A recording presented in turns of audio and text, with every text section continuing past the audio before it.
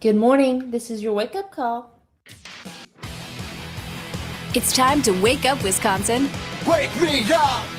All right, rise and shine, Sleeping Beauty. Come on, hop, hop, hop. This is the Wisconsin Sports Wake Up Call on the Wisconsin Sports Radio Network. Wake up, Daddy's home. Here's your host, Josh Albrecht.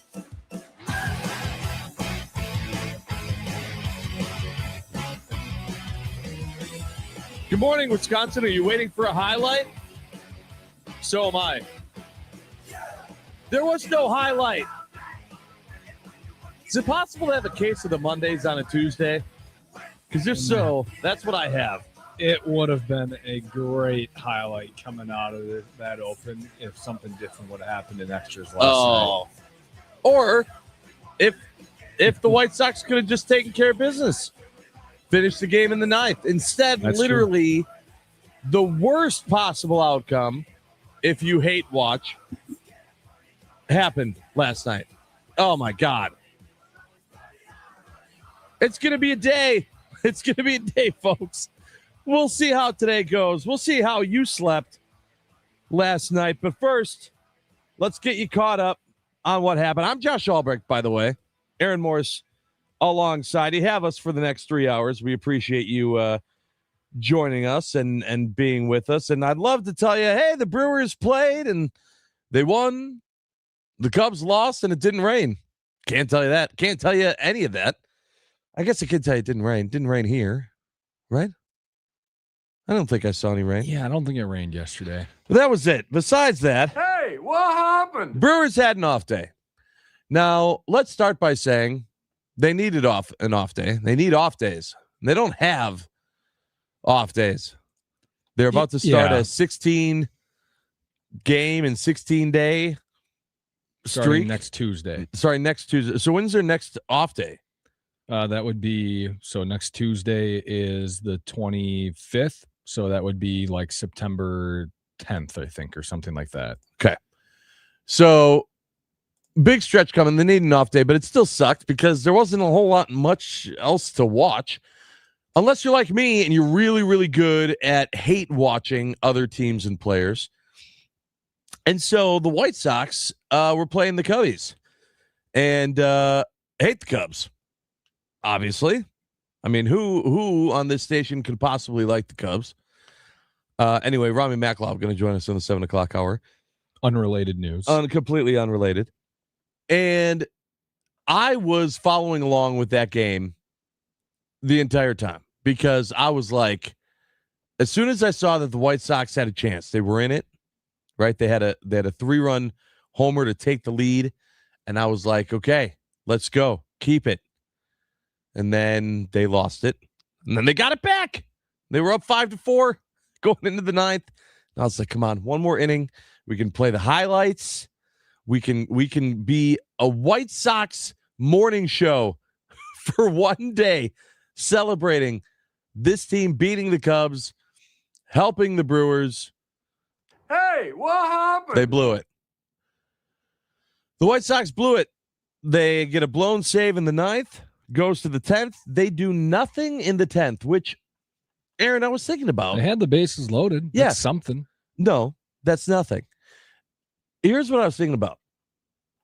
In today's day and age, and with the runaround second extra innings rule change, if you don't put any runs across the plate in the top of the 10th, is it almost like it's got to be like a 90% chance you lose.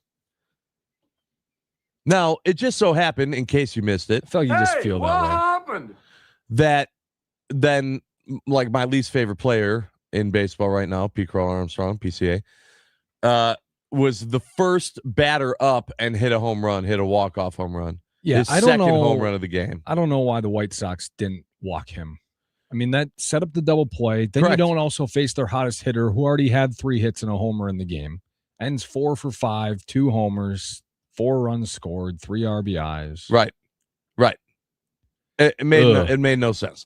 But I feel like with the runner on second, if you just need one run in the 10th, then you can change things up. You can play small ball. You can bunt the runner over, sack, fly him home, and that's the ball game, right? I mean, they didn't even need that. PCA just hits a home run, and then it's immediately over. But I texted you, Aaron. I texted you after following along, being so upset. I've never been so upset that the White Sox lost a baseball game than I was yesterday. You texted me one four-letter word, and Correct. I was like, I didn't really know what was. I was not hate watching or even hate paying attention.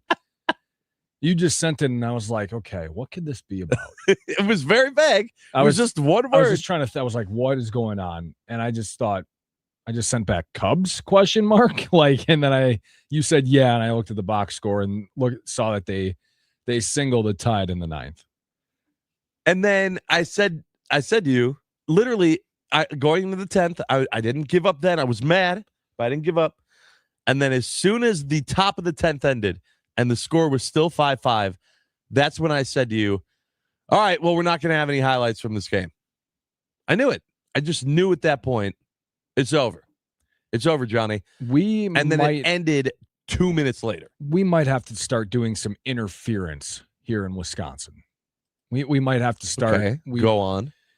We might have to become the biggest Shohei Ohtani fans of all time and the biggest Shohei supporters of all time. Actually, you know what? Shohei Ohtani matched Pete Crow Armstrong yesterday. He was also 4 for 5 with 2 homers and 4 runs scored and 3 driven in. I just saw something on the television that we have on in the studio that said that the MVP race now has PCA before Shohei minus 115. Yeah, he's slowly minus 105. He's slowly been a favorite, I think, for about the last week or so, maybe a little longer. Because Shohei's not pitching anymore, so he doesn't have that inherent advantage where PCA's playing defense. Ohtani's not. PCA's stolen 30 bases already this year. Ohtani has 7 because he's not running because his knee is a little banged up. That's what I'm saying. We need to start running interference, and we need to start pushing the Shohei Ohtani agenda, or else we're going to have a Cubs MVP. I don't even, I mean, first and foremost, the Cubs lose, right? That's the first agenda. That's the first point that needs to happen, is you just want the Cubs to lose. I don't know, at this point, might just root for Pete Crow to not do well. That then the Cubs will lose. I mean, like, he's carrying the Cubs right now. Like, I did ask that once. Do you remember that when I asked you on a Would You Rather Wednesday? Would you rather have PCA play poorly and the Cubs win, or the Cubs lose but PCA goes off? I literally that's a great. We should save that for Thursday. I asked that question. Would you rather Wednesday? Because it completely. I hate the guy. I enjoy watching him play bad baseball. And because I enjoy it, the opposite is happening. We might have to admit that he's just a good player. Or yeah, there's an alternative where he just turns into Javi Baez, which would be ironic because that's the player he was traded for. But he could just turn into Javi Baez, where he has that one great season. Remember, him and Yelich were kind of going back and forth. Yep. Baez didn't win the MVP, but after that, he's pretty average. He went back to being like a regular baseball player. Yeah. Maybe we just hope that happens. Man, it's crazy how much things can change. Think about the last time that, well, and they might have played more since, but the White Sox and Cubs played. You had that woman yelling at him. He was yelling stuff back. That started the White Sox curse for PCA, where he was then like the worst player in baseball, to where now the next time they face, he's an MVP favorite and he shows it in a game. Baseball is very, very, very weird that way. All right, there were more things that happened. If you weren't me and you didn't hate watch and you care about the Brewers and you searched for Brewers content on your phones and televisions, you found a little bit. Hey, what happened? There were some people talking about it, including Jesse Rogers on ESPN, talking about the Brewers' consistency. For Cub fans, the Milwaukee Brewers are like that fly in your house that you can't get rid of. You can't squash him. He won't leave the house. They just keep on coming at you. They start 0-3 on that road trip, get swept by the Padres, but then go to LA in 3 of 4, win 3 of 4, extend the lead back out to 5 games. They just do so many things well, including respond to moments. We don't talk about that enough. Yeah, they cycle through young players, but it has a veteran core, and they're never overwhelmed, and they always have a response. And I'm going back 2-3 years now, this iteration of one of the best teams in the league. They certainly have starting pitching. They keep on producing guys, Logan Henderson, and obviously the Miz, and their bullpen continues to produce, even though there's injuries like the latest one, Uribe. Alana, there's nothing different than the past. They're just a complete team, other than they don't hit home runs. But when you are committed to who you are for 162, these are the results, in my opinion. Like, not many teams can be committed to their identity day in and day out. So that's kind of my view on the Brewers, which really is no different than a year ago at this time. I love everything he said except the fly analogy. I would say the Cubs are the fly on the Brewers' wall as well. I think that kind of goes the same, because the Cubs, again, they're not. The Cubs are the ones that aren't going away. They're a good team and they're playing well. So I'm like, the Brewers for them are like, dude, seriously, you're playing 6, you're winning at a 6-16 clip. We have 73 wins and we're 4.5 games back. Like, that's the Cubs perspective. Whereas the Brewers perspective is, we have 77 wins and we're only 4.5 games up. Correct. So they're each other's fly. They're buzzing at each other. The fly analogy to me is another little brother mentality look. Like, how many years do the Brewers have to win the Central? And like, what do the Brewers have to do to not be looked at as they won't be, because they're the smaller market. Like, the Cubs are the bigger market and they're playing really well. Right. That's the reason. It's because the Cubs should be winning the division. They should be, but they're not, because they're not good enough. They're good, not good enough. So that was one clip if you were looking for him. Also on MLB Network, Mark DeRosa was talking about Logan Henderson. Remember him? Remember when the Brewers played and Logan Henderson pitched? That was fun. Here's what he had to say. Logan Henderson. If Scuba was going to get traded to the Milwaukee Brewers, you know who was going back? Logan Henderson. This guy. You think he wasn't thinking about that when he stepped on the mound yesterday? I'm going to take on the guy who they thought I was getting traded for. And the Brewers believed in me enough not to make the deal. And he went out and he established a 4-seam heater to Andy Paz, who's hitting third in their lineup. Boom, boom, boom. Establish it right in the first inning. And then Max Muncy, the heater, and then the tunnel changeup off it was incredible. Muncy clips him his next AB. But good Lord, man, that circle changeup coming out of the same arm action was special. Ohtani.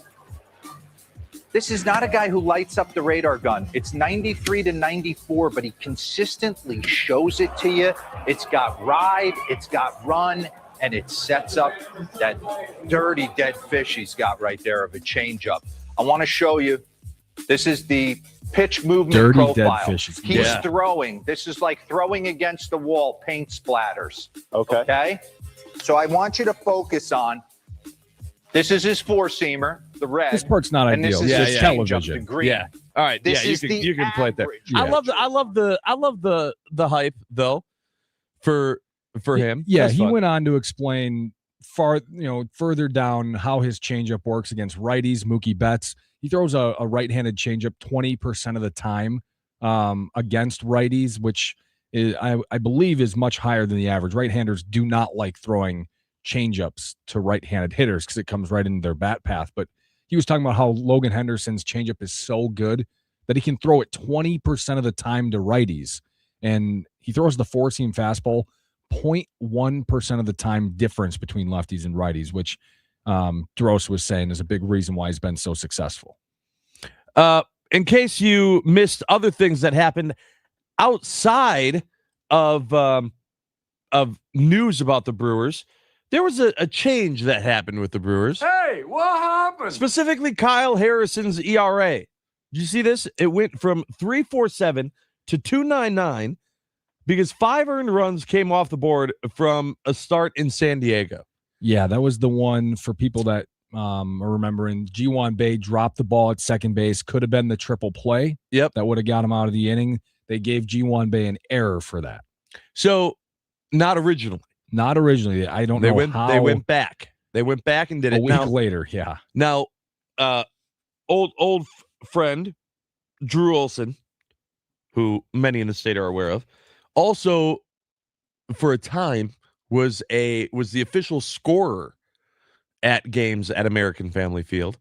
And, I kind of would talk to him about the process where he had to be that guy. When you were waiting to see how they would score it, he would score it. They just have a guy that would score it. And then, they would send you emails if someone was contesting a play, and it would say, the reasoning that the player had for why you were wrong, and they would, contest it. There'd be video evidence, and then they would make a decision. They go to an arbitration panel, basically, like a essentially, committee. Yeah. And so that's what happened here. Kyle Harrison said, hey, that wasn't on me. Hey, get those runs away from my ERA, bud. No way, those were on me. And they went, yeah, that sounds good. It was an error. Yeah, I should catch the ball. MLB player should catch the ball. Breaking news. So, that's good. Good for him. Other stuff outside of baseball. Hey, what happened? The Green Bay Packers were slightly favorited to beat the Minnesota Vikings in week 1. Of course, on the road, they start in Minnesota. That has changed. They are now slight underdogs at Minnesota week 1, which has me asking the question, Hey, what happened? what happened? What changed? Well, I think what changed is just people putting more money down and seeing that the Vikings are a home underdog. And generally, if you're a home team, you get 3 points. That's just if the game is even, if the teams are even, whoever's the home team field gets advantage 3, right? gets 3. Yeah. Well, I thought it was 2.5. Thought that was It's 3. It is 3. Yep. Still? So, okay. But the Vikings are 1.5 point favorites now. So are the Packers, on a neutral field, they still think the Packers are the better team. Sure. But they just were at home. Yeah. But they were a favorite. Very slight favorites about a week ago or a few days ago. And now they're slight underdogs. Yeah. Trying to figure out what the reasoning could be for the move. But I mean, moving the money, I guess, could be one. But I thought it was interesting because what do the Vikings really have to look forward to? I mean, they decided on a quarterback. Potawatomi has them as 1 point favorites right now, actually, the Packers. So still. At Potawatomi, the Packers are still 1 point favorites. On the more national ones, they've flip-flopped. But Potawatomi has the Packers as a 1 point favorite. I wonder, too, how quickly maybe that changes back if it's just the money. How many people see the Packers go back to being an underdog and they go, oh, yeah. All right, throwing my money down on that. I know that's still a ways off, but I was just like, there's nothing that happened significantly enough for me to go, that makes sense. Kyler Murray's the quarterback instead of J.J. McCarthy. Maybe there was a little uncertain. If J.J. McCarthy was the quarterback, there's no way that line would have flipped. But they've announced Kyler Murray. But that's what I'm talking about. Is that true? Is that enough? I think for some people. I heard some people say that for people betting McCarthy had a better camp. Yeah, maybe. But do you think, if you were betting, would you feel more comfortable betting on the Vikings if Kyler Murray was the quarterback or J.J. McCarthy was the quarterback? I mean, both are terrible, but yeah, I guess Kyler. Do you want the Packers to face Kyler Murray or J.J. McCarthy? Right. I'd rather have him face you. Right. So that's why. Yeah. Well, there you go. All right. It's time for us to take a quick break, but when we come back, we're going to ask, how'd you sleep last night? How did you sleep? Did you go to bed early because there was no Brewer game? And you were like, this is a great time to just catch up on some Z's. Did you sleep like crap because you stayed up and watched the Cubs walk off the White Sox? Let us know, 414-677-1250. How'd you sleep? That's coming up next here on the Wisconsin Sports Wake Up Call. I'm Josh Albrecht, Aaron Morse alongside, of course, and we are live from the Wisconsin Sports Radio Network studios, powered by the Potawatomi Sportsbook.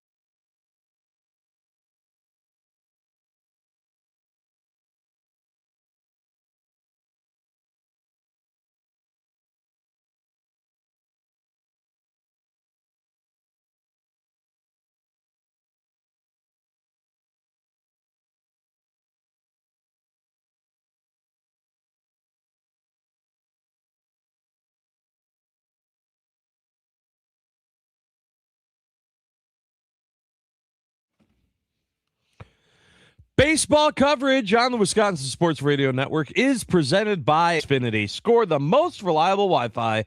One price, 5 years guaranteed. Xfinity, imagine that. Welcome back to the Wisconsin Sports Wake Up Call. Josh Albrecht, Aaron Morse alongside, of course. And we're wondering, how'd you sleep out there, Wisconsin? How'd you sleep? I will tell you, I was angry. I did not sleep well because I hate watch other teams. It's I don't know. To me, it's fun. To me, it's fun in when you're cheering and hating on people. A lot of times, most times, your team winning is just as good as the next team losing. So hey, watch. I don't know if I can agree. No. You just don't care, huh? The only Cubs game I've watched this year is the one I went to. So you don't even follow along? Like you won't I like check the score, but I don't watch them. Yeah, but when you say the score, like you'll like check it at the end of the game or like maybe halfway through. Yeah. At about I don't know, 9:30 every night. I just scroll through MLB scores, see what happened. No, I gotta watch it. I don't pay attention. I don't watch the Cubs at all. I don't care. I got at the very least, like I will have the app up and be following pitch by pitch. No. To see, especially if it's close. Brewers wins are so much better than Cubs losses. Well, sure, but when you just said it's basically the same. Well, in the standings, like if your team's not playing and the next team is, and they lose, well, there you go. Like that's I mean, I never even thought about watching the Cubs last night till you texted me, and I was like, oh, I guess I'll see what's going on. And I saw I was going extras. Well, you're alone in that one. The Jeff Fox Point here on the Nicolay Law Fan Talking text line said, well, I didn't sleep great. I watched the White Sox and Cubs game last night. Disgusting way that game finished. However, the best videos from that game are the fights that took place in the bleachers between the Southsiders and the Northsiders. Let's go Sox today. And of course, go Brewers. I did not see any videos. Oh, they were punching of that. There's some space I'm cleared not surprised at all. Yeah. No wonder why Brewers fans sell their tickets to Cubs fans in the regular season. You don't want to be at the game with those people. I will still never forget game 1 of the NLDS when before the first pitch was thrown, a man in a Cubs jersey was removed from the stadium for punching a child who was also a Cubs fan. I was like, wow. The game hasn't even started yet, and you just hit a kid. I will say the playoffs are different. The Brewers were pretty good in the playoffs about keeping the home field advantage, but regular season, there's no need to sit with those creatures. That's true. This is Brian in the 414 said PCA is the MVP because the center field play versus the Brewers in May turned the Cubs' hot streak around and sent the Crew into first place. So in his mind, he's absolutely fine with what happens there because it was that change of play from him that allowed the Brewers to find their spark. Speaking of the David Hamilton ball, if you recall from back in May. May just was so long ago. It was. It's just like, what, May? What Yesterday I was May? scrolling through I went back to see, I was like, okay, what happened earlier in the season in these games? And I was like 4-0 or 5-0 game. I was like, what happened in that one? I was like, oh, that was the PCA game. Thanks, guy. Yep. There you go. T in La Crosse chimes in on the Nicolay Law Fan Talk text line, 414-677-1250. He says, sleep. What is that? I finished the Dodgers at Rockies game. I can't watch the Cubs, though. They are blocked on my TV. Yeah, so the Dodgers, if you're like, all right, well, the Cubs won, that sucks, but what about the Dodgers? No, they also won. They crushed, as Aaron mentioned. Ohtani also had a hell of a night. I think they won 11-2. It ended up 11-5. 11-5. The Rockies scored 3 runs in the ninth. It was over. Which, by the way, Edwin Diaz gave up those runs. 1 inning, 4 hits, 3 runs. Wow. So he's basically useless. But again, it didn't matter. And so the Dodgers won too. But boy, staying up watching that game, knowing that game was over. Braves T. lost.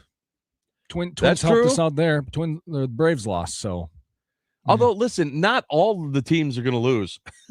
Like, one of the race. I mean, you got the Dodgers, Braves, Cubs, Brewers. Is that it? yeah, that's all you got to pay attention to. That's 4 teams in the NL. Yep. It just so happens that 2 are in the same division. I don't. Yeah, 'cause Padres, Diamondbacks. They're. Yeah, Phillies are 9.5, Padres 10.5, Diamondbacks 11.5. They don't equate. They don't come into that equation anymore. They're all wild card teams. They don't. Yeah, man. Don't care about them. What happened with the Phillies? Well, they're 68 and 58. I mean, after the way they started, Right. They started horrendously. Yeah, but for a while there, weren't they back up in the? I mean, maybe a little bit, but I mean, at some point, you're never gonna. It's like even the Red Sox, right? They're 3-7 in their last 10. I mean, Yeah, you can't win 27 of 30 games forever. Right. You're going to start losing at some point. Right. Yeah. So there you go. How did you sleep, Aaron? How'd you sleep last night? Pretty well, actually. I was good. I was a little curious about some things that I saw. Some rankings were coming out yesterday. Yeah, there were some rankings, huh? Yeah, some college football rankings that I saw. I was a little interested about who the Badgers might be playing in terms of ranked teams. We can get into that later on in the show or later on in the morning. But we were talking power rankings came out. The MLB power rankings. They release power rankings every week. You would not believe who the number 1 team is. The Brewers. Yeah, you would think. Oh, they're not? No. Oh, who's number 1? The Los Angeles Dodgers. Oh, the best team in baseball, right? Nope, that's the Brewers. Oh, okay. The best record in baseball then. Nope. No, Brewers. Well, the Dodgers beat the Brewers though. No, the Brewers beat the Dodgers. But like by 1 run or something? No, Like they took 3 or 4 games. Oh, really? Yeah. Yeah, but the Dodgers then they had to have won the season series though because they're just better. No. Oh. Interesting. Curious. That must have been like months ago though that they beat them. No, it was like just a couple days ago. Oh, it was like the day before they released the power rankings. Yeah. Okay. Got it. Yeah. Yeah, that was frustrating to see. Like, okay. I mean, like there's listen, I'm not saying I've been on this show saying for months now, for weeks now, that the Dodgers are going to beat the Brewers in the postseason. That's what I think. Yep. But that doesn't mean that in power rankings, which deal with how teams are playing right now in this moment, doesn't mean that the Brewers aren't the number 1 team. And imagine being a Cubs fan too. Cubs are 5th on that list. I mean, I just power rankings to me have always been a joke because nobody does power rankings the same way. It should be a very easy process of doing power rankings. Who's playing best? That is what a power ranking is. Who is playing best right now? And nobody does that, or hardly people do it. Some people do it, some people don't. I mean, if you looked at like their last 10, right? Like you could even do it like just based on the last 10 games. It's still not the Dodgers. Right. They just lost 3 or 4. Like I have no clue. There's trying to find a reason of why they made that decision. You can't. I literally got nothing. Technically, the New York Mets they might be the best team. They're 7-3 in their last 10. They've won 4 in a row. Watch out for those Mets. Jeff in Fox Point, by the way, sent me the video from Barstool. Have you watched the it? Fans just beating the living hell out of each other. Yeah. My God. I mean, that's not even. I can't even enjoy. They're just getting destroyed. Yep. And there are 3 guys. Here come a few more security guys. None of them are doing anything. They're all just like watching. They're like, "Hey, don't do that." Like these guys are. Don't blame them. Do you want to get punched? Beating the heck out of each other. Yeah, I understand. Of course, no one wants your security, though, right? Mm-hmm. Like, at some point, isn't your job to secure the situation? They just come in and they're scrawny. Like there's one bigger guy that like moves the guy off of one. I'm like, all right, he's doing it. And then the second security guy comes in and puts his arm on the first security guy. Like, hey, you got this, bud? No. There are 10 guys beating the hell out of each other. Grab someone. What are you doing? I would be so mad. I'd be like, why do you work here? How do you have a job? Animals out in the bleachers. Oh, man. I don't know about that. All right, so you talked about other power rankings. You're all in on power rankings. What are these other power rankings that you were looking at that kept you up last night? College football. They released their AP poll, their first AP poll of the year. First one. Yep. First poll of the year, and the Big Ten runs the sport. Ohio State's number 1, Oregon number 2, Indiana number 6 in the top 10. The Badgers will play a top 5 team week 1. Notre Dame is number 4 in the Associated Press preseason poll. All right, yes. So everyone, Notre Dame, yes, that's going to be have fun at Lambeau.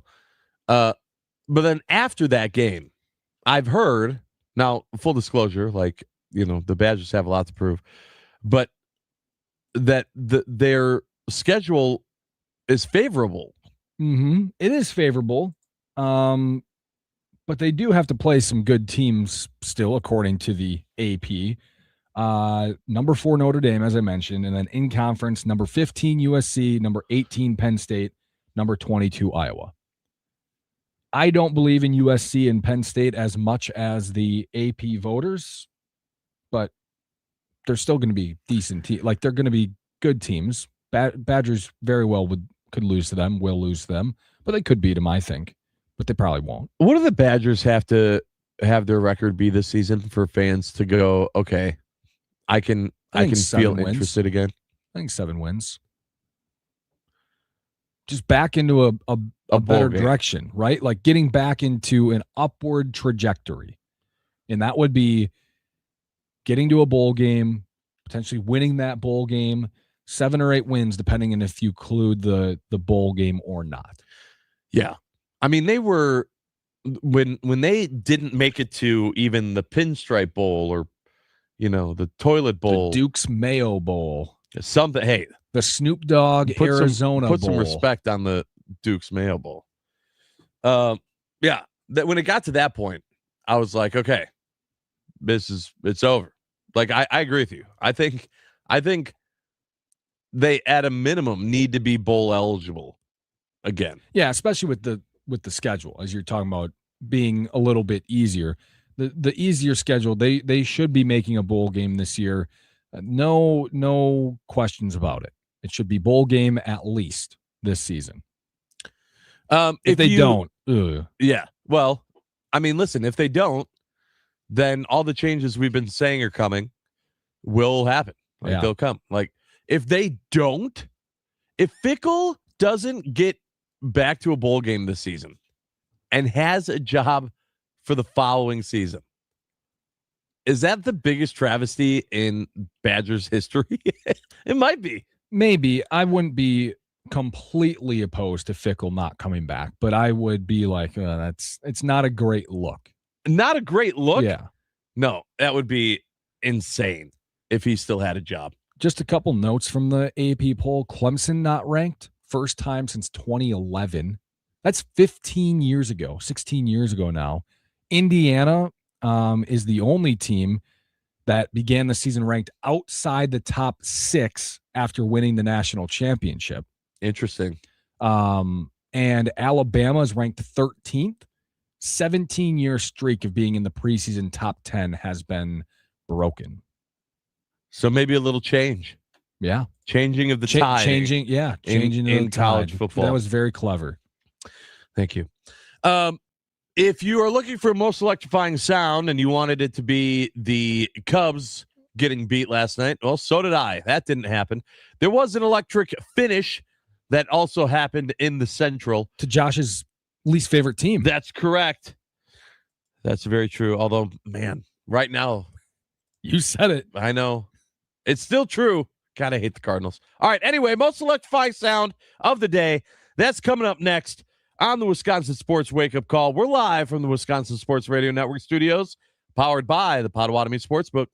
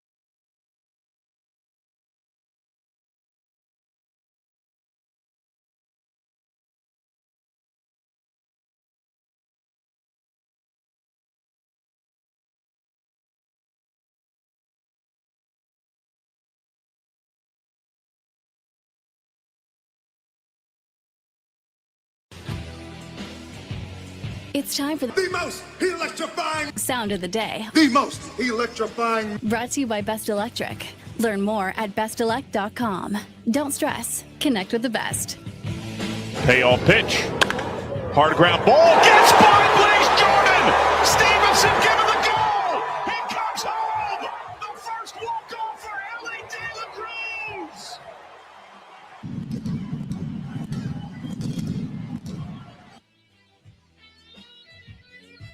That was Ellie De La Cruz's walk-off against the St. Louis Cardinals, call courtesy of Reds TV. And it is the most electrifying sound of the day, brought to you by our friends at Best Electric. Remember, no job is too big or too small for Best Electric. Don't stress. Connect with the best. Call them today or visit bestelect.com. There was a call that was electric, but I hated it. And that was PCA hitting a walk-off homer to help the Cubs beat the White Sox. There's no way in hell I was playing that. There's not even a chance. Although I got to say, I bet I know one person who would have enjoyed it. I don't know anyone who would enjoy it. Really? I don't communicate with anybody who would have enjoyed that. No one, huh? No one. Wow. Well, the 7 o'clock hour will be very awkward. It's a Top 3 Tuesday here on the Wisconsin Sports Wake Up Call. And on Tuesdays, we wake up Rami Maklaw from 9 to noon. I don't even want to know how he slept. I'm sure he slept great. You know, I heard him again yesterday on 9 to noon talking about how he still doesn't think that the Cubs can make up enough ground. And Well, I agree with him. I don't think they will. I That just feel like that doesn't mean I feel comfortable. I just feel like he's one of those fans that like he's going to be like, Al, no, they're still not good enough. Like no matter what, he's always playing the hedge bet. I don't know. If I was Rami Maklov, I feel like I would have been very excited with what happened yesterday. Think about from his perspective though, like why would he feel confident that they could? Because the Brewers are still better than them, and they haven't gained that much ground. How would you feel if the roles were reversed and the Brewers had the more than likely MVP and were still having 73 wins? I wouldn't feel very good. Oh, I would feel like, hey, we can be the hot team. We got the freaking MVP on our team. Yeah, and he is doing that right now. Like he is red hot carrying that team, and they still have only gained one game on the Brewers in the last 10 games. That's why the Cubs fans are feeling like they are, because they can't do anything. They play well, or their one player plays well, and they're winning games, but it doesn't matter because the Brewers are winning just as many times. Yeah. No, I get it. It's frustrating. It can still be frustrating that the Brewers are doing what they're doing. But we talk about down the stretch, what's the most important thing in baseball? Being the hot team, right? If you have the hottest player, that definitely helps. That's what I'm saying. But they have him right now, and they aren't gaining grounds. How much hotter can they get? Trying to remember how, like, obviously it was different in 2018 with Yelich because the Brewers they weren't a wild card team, right? They were still kicking butt in the division. But, like, I feel like when you had that player, man, it changed everything. It changed everything just with the mentality, knowing, all right, hey, at least 4 or 5 times a game, you got to face this guy. Good luck. Is there anyone on the Brewers right now that even comes close to you feeling that level of confidence? You're saying hitter-wise? Like hitter-wise, yeah. No. I mean, obviously you can say pitching-wise. You can say Miz for sure. No, I mean, like, there's definitely guys I'm confident. Like, if they come up, I'm confident, in terms of like, yeah, this guy could do it. But not someone I'm like, oh, we got it in the bag. For a couple of weeks there, it was Churio. Yep. For a couple of weeks, and for a little while it was Terang. For a little bit it was Bowers, but there's no one on the team that it's like consistent. All right, we're good. Yeah, like we win this game. There's too many bases loaded, one out, base loaded, no outs, and not coming through to feel confident. Like the Cubs fans are probably as confident in PCA right now.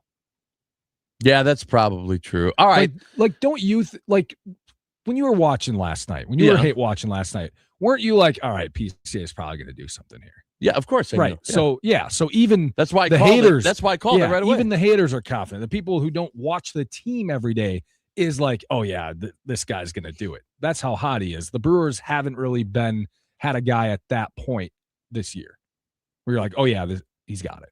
Right. Is that not concerning at all? I think a lot of people would say would agree, and a lot of people would say, well, yeah, that's why we wanted a bat at the deadline. Yeah, but there just wasn't a bat out there. There wasn't a bat that could do that. There was no one that was doing what PCA is doing on a crappy team. That's the thing. You're essentially saying that PCA is the best player in baseball right now, and still it doesn't matter because of the Brewers. I don't know. We'll see. All right. We'll talk to Rami Makloff about that on a Top 3 Tuesday on the other side. This is the Wisconsin Sports Wake Up Call live from the Wisconsin Sports Radio Network studios, powered by the Potawatomi Sportsbook.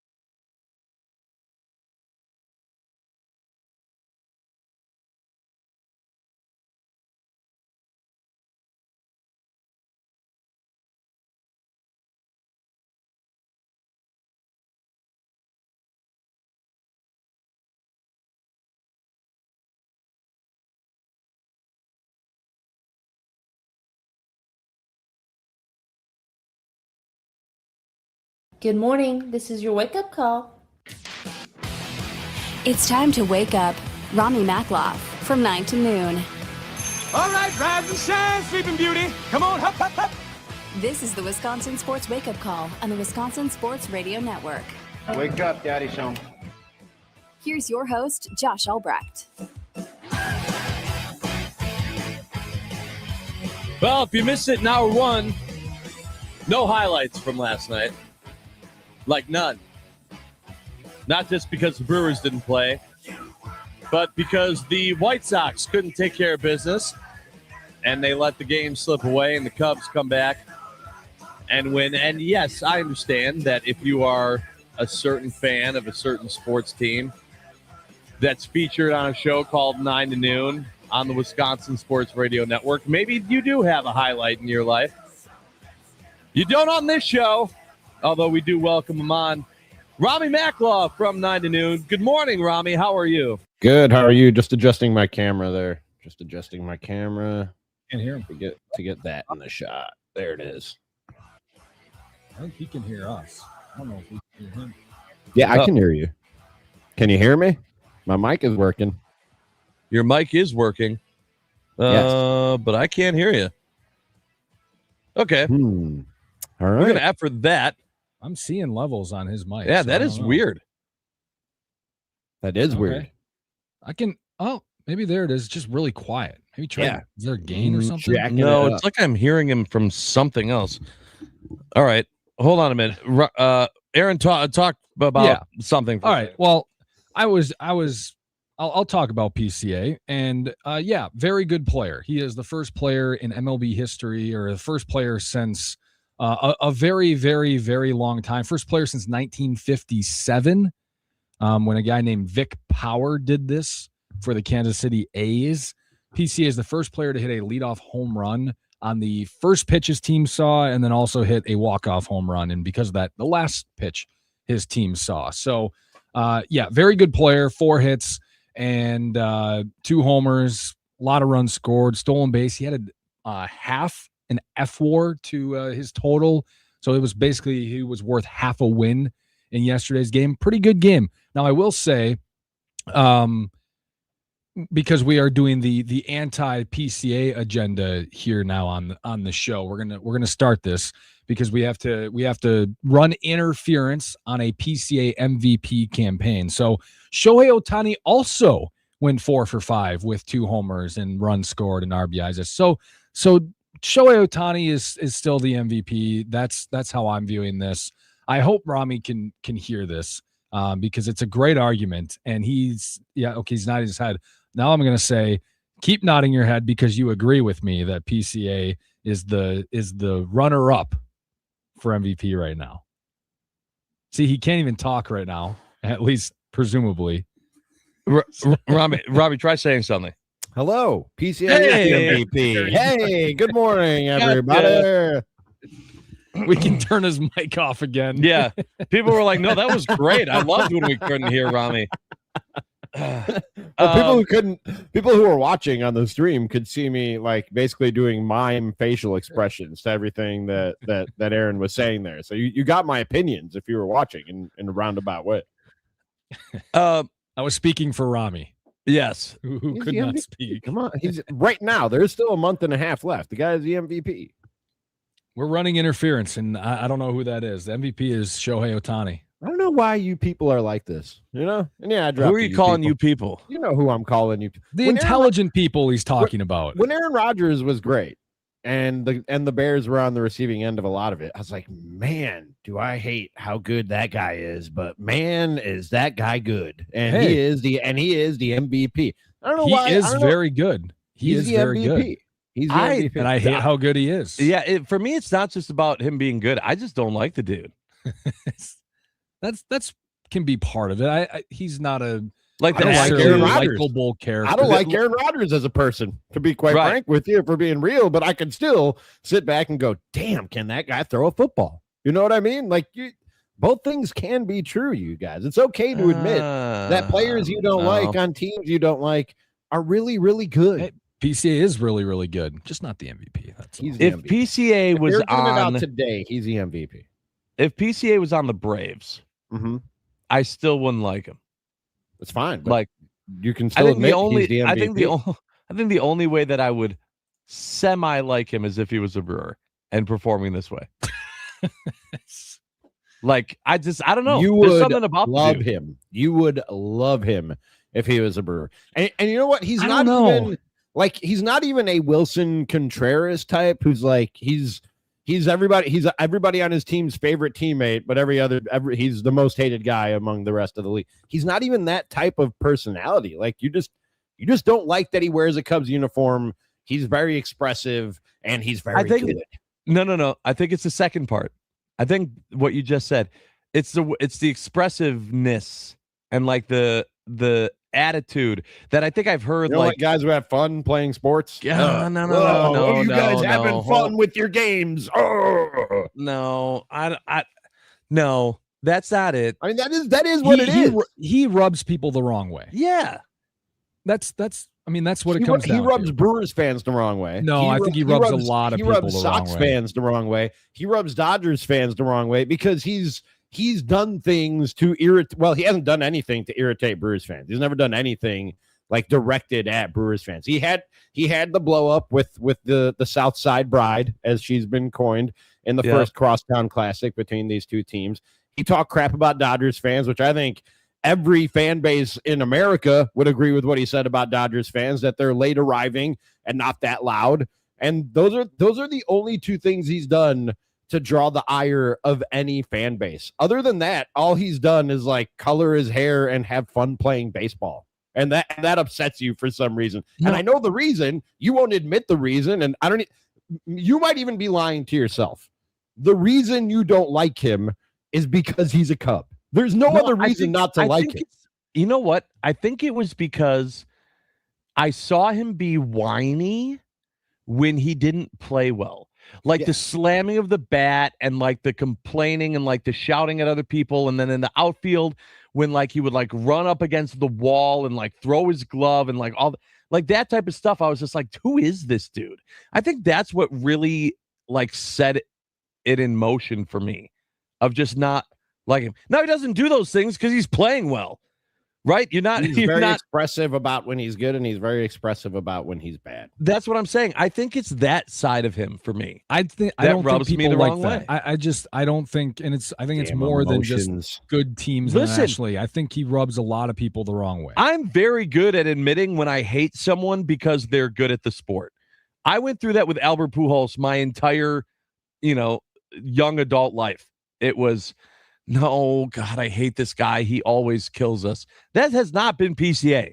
That's not the feeling I've had about PCA at any point in his career as a Cub or the time that I've known him as a human being. I think it's purely just the over-expressionism in Rami, him any that worry is annoying and irritating. Any worry that PCA is the next Javier Baez?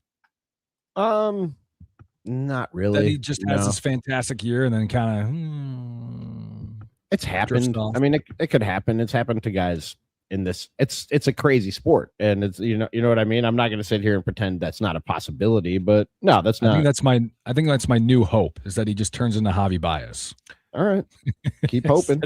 Keep hoping while he keeps doing things to win an MVP. Let's just get some of these in quick before we ask Rami more questions. Are we getting the Nick Law? Oh, we're getting a few of them. You wouldn't believe it. The 920 says it's because he's a conceited ass. Yeah. The 414 said it's because PCA tries to jump and catch home run balls that are clearly out of the park like a try hard. How dare he? Ugh. How dare he? Quite frankly, jail. You know what I mean? Jail. Yes. I agree. Yeah, great point. Jail. It's a great point, Robbie. It's egregious. It is. Yeah. It is. Having fun and trying hard. No, listen, having fun and trying hard. Listen, I'll be honest. When the ball is gone, it's gone. That does bother me, like a lot actually. That he's like trying to rob home run balls that are gone by 50 feet. Like that's like, dude, yes, stop it. Like you're not like it's like he's putting on an act, like he's trying like this great amount. Like I'm never gonna give up. It's like, dude, just like you don't have to do that. We believe that you care.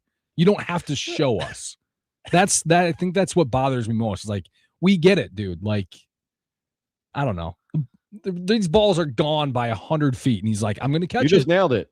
Aaron, you just nailed it. You didn't know it when you said, "I don't know," because you guys literally don't know what you don't like. I just about said. this guy. No, I just said. I literally did It's say so the reason silly, why, dude. It's so silly. Exactly, For that to be a it thing. is silly. So why Like, is he just doing say- it? No, Why I mean, is he it's silly. doing it? It's silly that would be a thing that would make you not like a guy. You know what I mean? I don't Like think that's so just at all. it's ridiculous. I No, don't need it's a not. performative. Listen, Just say, okay, guys, hold you on. look I don't a need lot performative better. action. Show in You park. look a lot better right now if you just said, "I don't like him because he's a Cub." Because everything But that's not the reason true. why. It's not the Everything reason else, why. It everything else helps. you're saying just makes you sound silly to and I know you guys are going to be on like the right end of the text line, and that's fine. But Yeah, that's of course, because 'cause they're we are, that's right? that's because they're also being silly, and I don't mind No. saying that. You're all being silly right now. Just say, "I don't like him because he's a Cub," Right. and It's you part of look a it. lot better. It's part of it. You don't like him because of Cub. Yes, we can all agree that is part of it. Like That's it wouldn't all be of as it. much That's hatred like if he was a Met or a 95% Brave. of it. It's not. It's But not. the performative nature of his whatever he's Who is, doing on the field, it's not enjoyable to watch. The I don't need 262 to see said you he jump is into a wall. immature and doesn't handle the hard times very well. That might be it. That immaturity. That I could like be that it. you said that might be it because you're still searching for one valid reason not to like. I'm the guy. trying to no. I'm trying You're to trying find. to figure out. You're trying to I'm figure trying to out find a why way to you don't like explain it. to you a way that will make you understand. The expressionism is what it is for me. That's what I said it is. Expressive. It listen so and expressive. get off your high horse, Rami There's McLaughlin. no high horse. Oh, there's you've never just not liked a guy because of the smallest reason.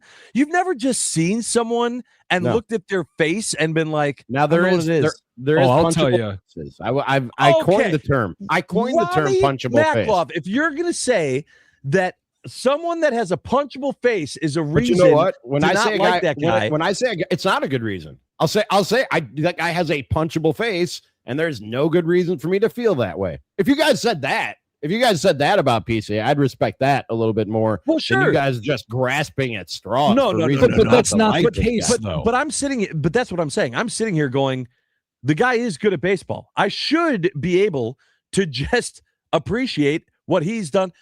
Listen, what was it? Joshua Baez, Yeah. right? He plays for the Cardinals. I don't know if you know this, Rami. I hate the Cardinals more than I hate the Cubs.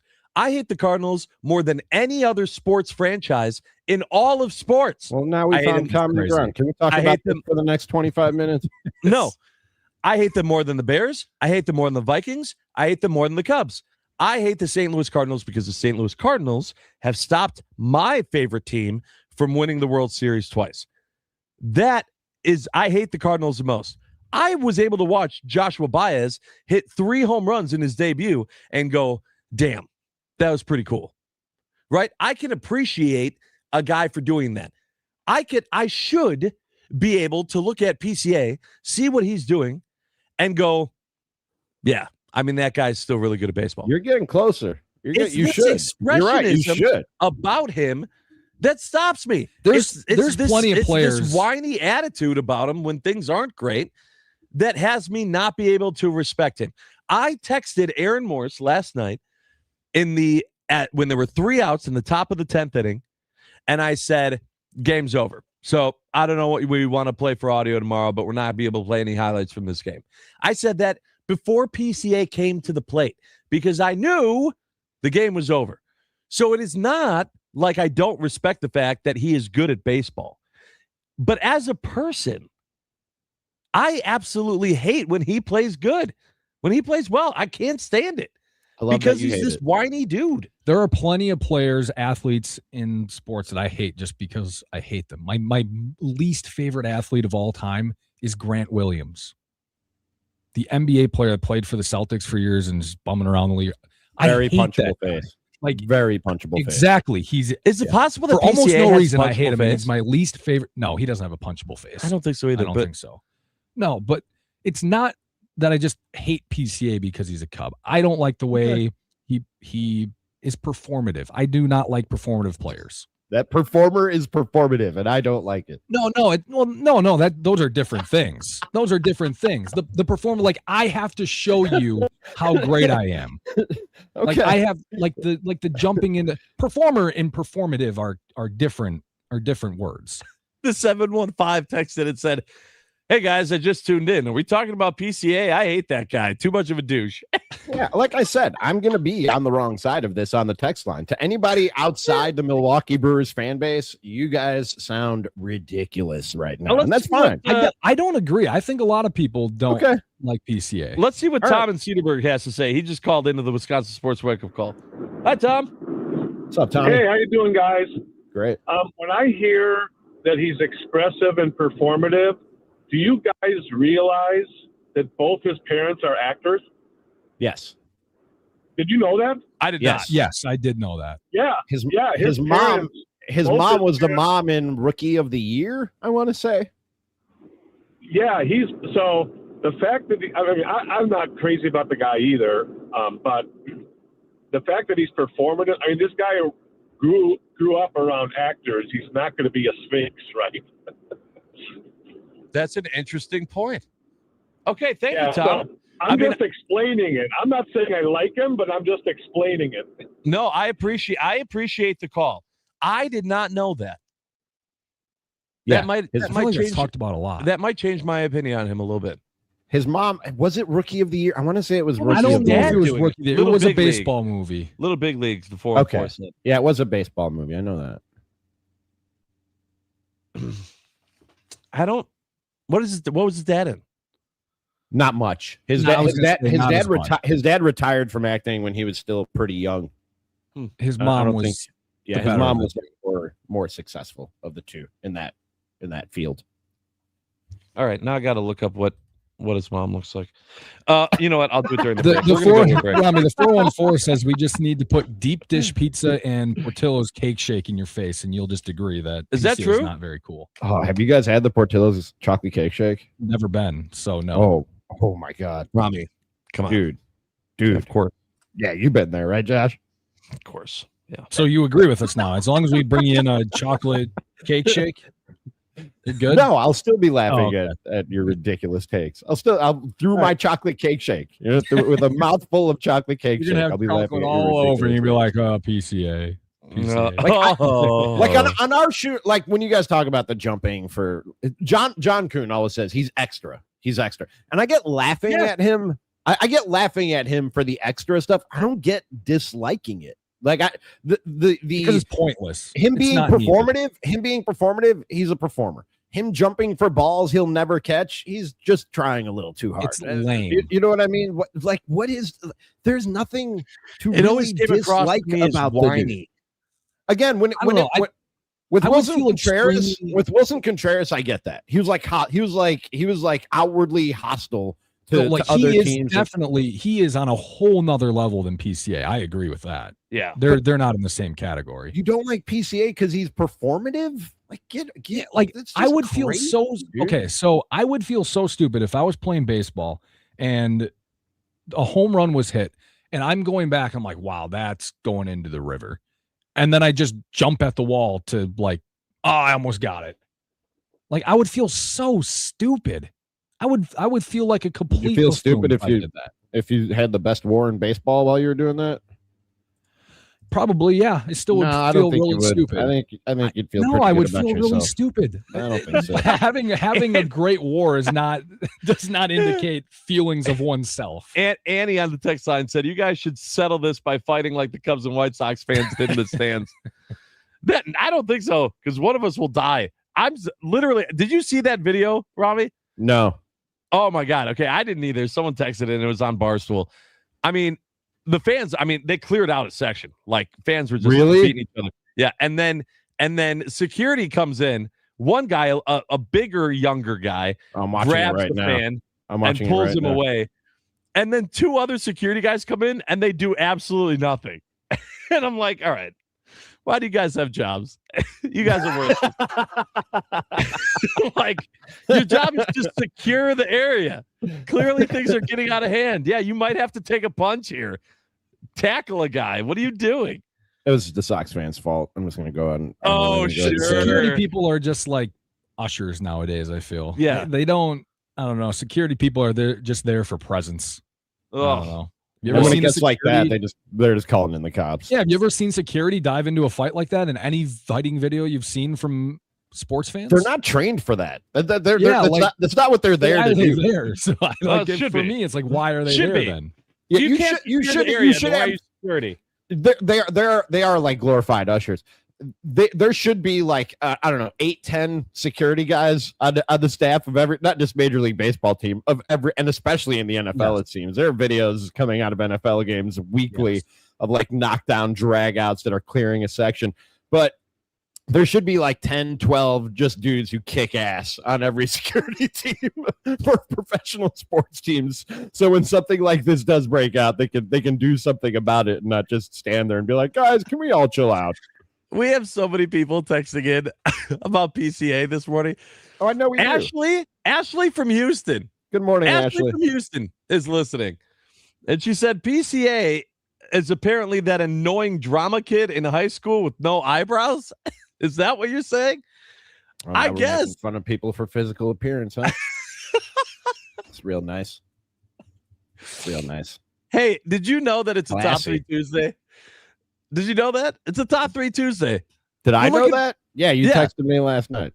All right, good. Told me that. I've got yeah. top 3 NL MVP candidates for you guys. I can't wait.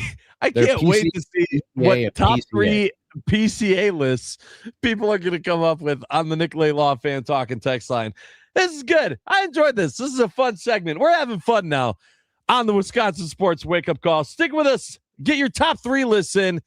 This is the Wisconsin Sports Wake Up Call live from the Wisconsin Sports Radio Network studios, powered by the Potawatomi Sportsbook.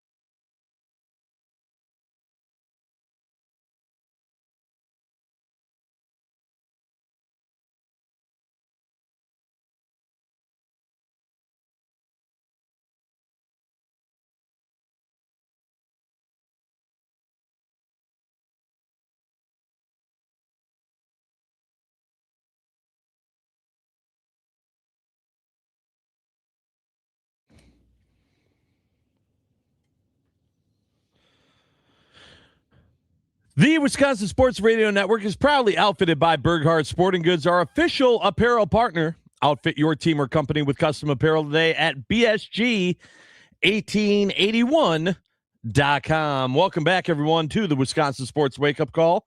Josh Albrecht, Aaron Morris, and Rami Maklov joining us as well here on the show. Did we lose Rami during the break? Yeah, I mean, he's here, but his video's not showing up. It looks like he's frozen. Oh, no.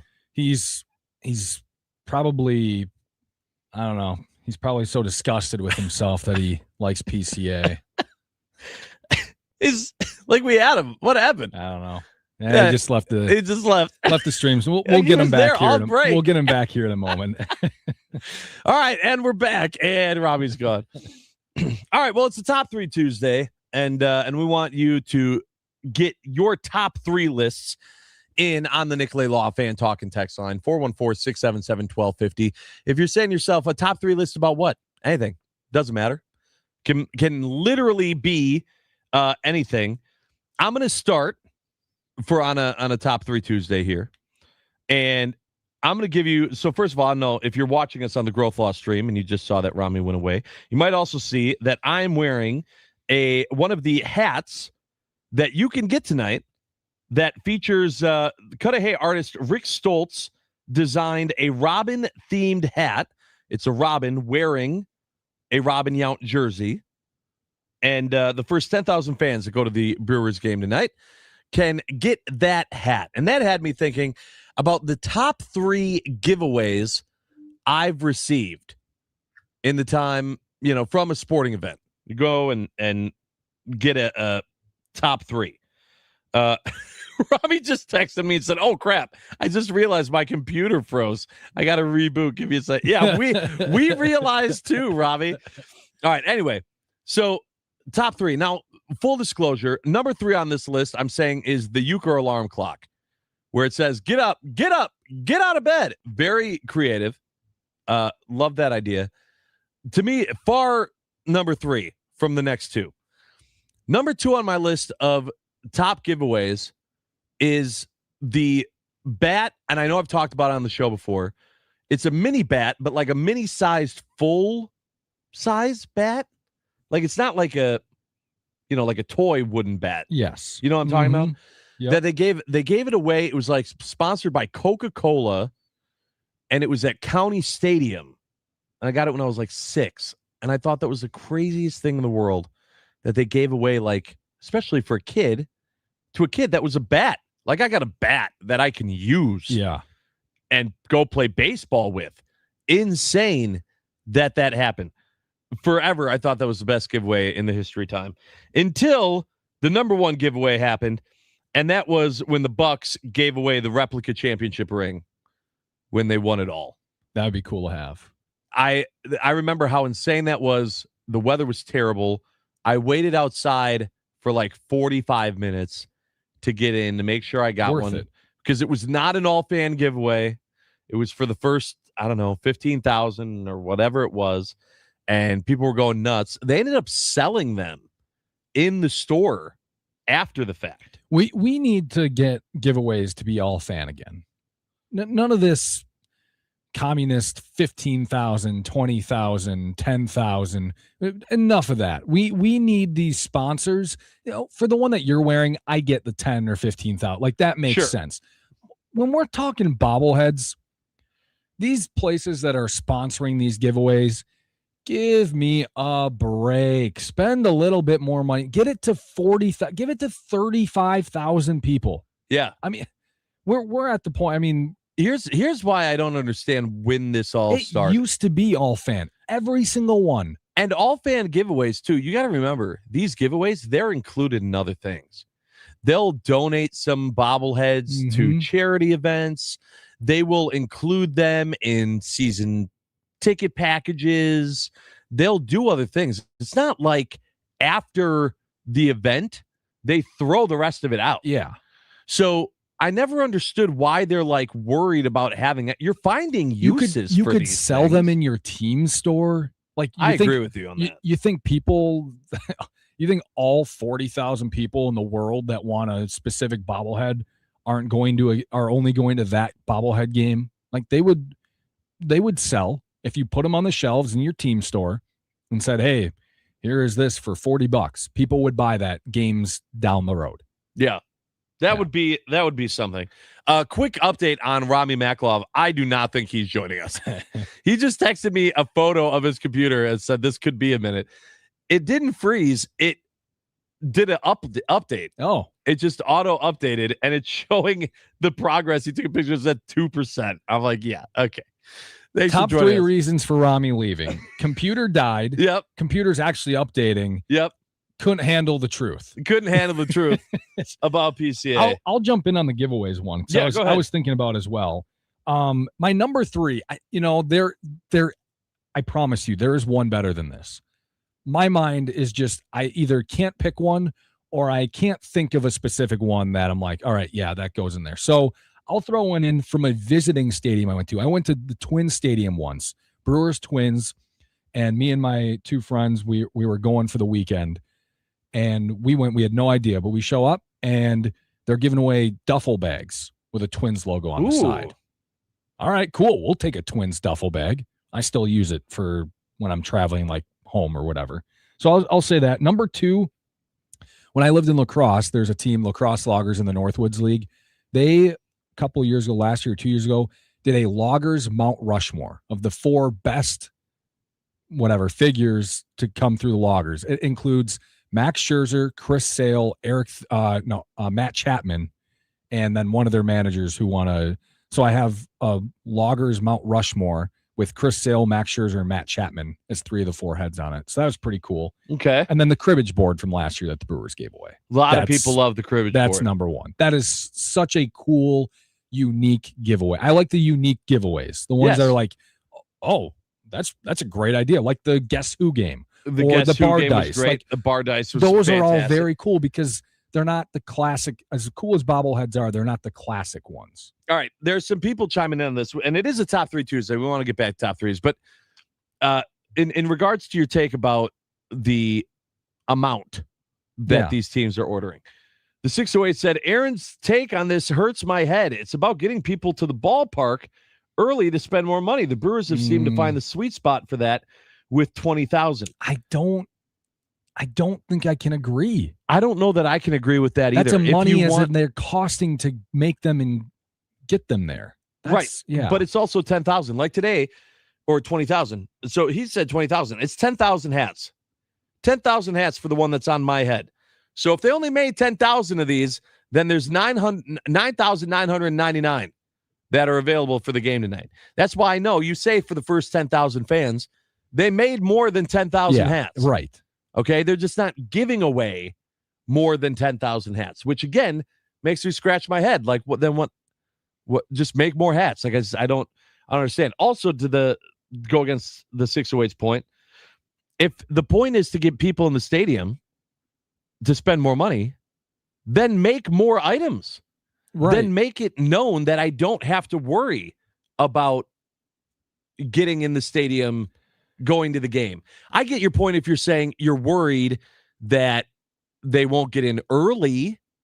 So then they won't spend more money because listen, I'm not spending money, like more money just because I'm there longer. Like if I'm there an hour and a half before the game, I'm not like, well, I guess that means another beer or I guess that means another hot dog. Right. Right. I'm spending the same amount of money in the stadium as I was going to no matter what time I get there. I mean, you're probably in the minority on that, though. Think so? Yeah, more people that are there. I'm inside. I might as well go get a drink. And, now my drink's empty. Now I got to go get another one. Yeah. You could get maybe 1 or 2 more drinks. I have an idea of how much I want to spend. And if it's usually zero. Right. Well, you work in radio. Yeah, that's true. The 414 said, hard to predict when it will be a sellout for a giveaway. So they don't want to be stuck with thousands of extras, which then a different 414 says, I worked at a garbage company and the Brewers throw away big boxes of old Brewers bobbleheads. I have heard that some of the bobbleheads get thrown away. You can sell bobbleheads, but they don't become extinct. The appeal doesn't disappear because it's a week after the fact. I don't know about the selling them. I do know that you have so many opportunities to give them to good causes. Well, that's too. I mean, Through the you Brewer can, Community you can Foundation, give them to they different can give foundations them to so and many different charity but you events. can also sell them just because. Okay, we have 1,000 bobbleheads left over, and we can give realistically away 700 of them to different foundations and companies around it to help fundraise. Okay, what are you going to do with the other 300? I don't know. It's a week after the giveaway. People don't care about a Lorenzo Kane bobblehead anymore. Let's just throw them away. You can sell those bobbleheads in your team store. You know who's really good at that? The Admirals. The Milwaukee Admirals will, I mean, first of all, they are fantastic at helping all types of charity events, but they'll have bobbleheads from whenever. They'll be like, yeah, here's a bobblehead. Here's something. Yeah, we got stuff lying around for you. We can give you. They don't throw things out. They'll make sure that everything has a use, that it can be used. All right. That was my first top 3 list. I did not think this was going to take us the whole segment. I had another one that I really want to get to. Do you have one that you really want to go? Not too bad. I'm going. Okay, go ahead. Top 3, you got to be kidding me moments when you're already upset. Okay. Number 3, when you're already stuck behind a slowpoke on a 1-lane road, and then that person goes through a light but you miss it. When you're like, oh my gosh, why is this person going so slow? I can't pass them. And then it turns out like they go through a late yellow, or like the light's red, but like they go through it and you miss. You're like, you got to be kidding me. And then that person goes through the light. Drives me nuts. Number 2, when you drop something on the ground and have to bend down to pick it up, and then you don't successfully grab it when you get back up, and then you got to bend down a second time. The second one usually is not completed as well. Like if you miss it one time, you're missing it 2 times. Like you have to do it a third time generally. Like that's you're like, because you're frustrated, so you pull up early, and then yeah. Oh, is that not the worst? Oh, I dropped that. Yeah. Oh, come on. Yeah, go down the second time. All right. And the number 1, you got to be kidding me moment when you're already upset is when you're in the bathroom, the soap dispenser is out. You're like, ugh. Then you go to wash your hands. The auto sensor for the water won't turn on. Like, come on. Finally it turns on. And then you go to dry your hands and there's no paper towel. You at that point, you're just like, why did I even try? 3 things that need to happen. I need soap, I need water, I need paper towel. Didn't get any of them. It's good enough. You just this is fantastic. Yeah, and usually I would say never mind. Dry on the shirt. But Robbie Backloff is back. Let's go. Is back on. Robbie, can you hear us? Yes, I can. Guys, I legitimately thought my computer was cooked there for a second. That was absolutely amazing. All right, well, we got to take a break. Thanks for joining us, Rami. Oh, no, now you're freezing. Top 3. Stay for the last segment. Yeah. Stay for the last segment. Yeah, let's see if his computer sticks around. Oh, he's did it frozen freeze? again. It froze. He's I don't know if playing you can he's hear doing me. a bit. Okay, my We can hear pleasure, you guys. kinda. My computer froze again. Goodbye. This is a bit. It is. It's a bit. This is all because he's salty about the PCA take. It has to be. It has to be. All right. We got one more segment, more of your top 3s when we get back on the Wisconsin Sports Wake Up Call, live from the Wisconsin Sports Radio Network studios, powered by the Potawatomi Sportsbook.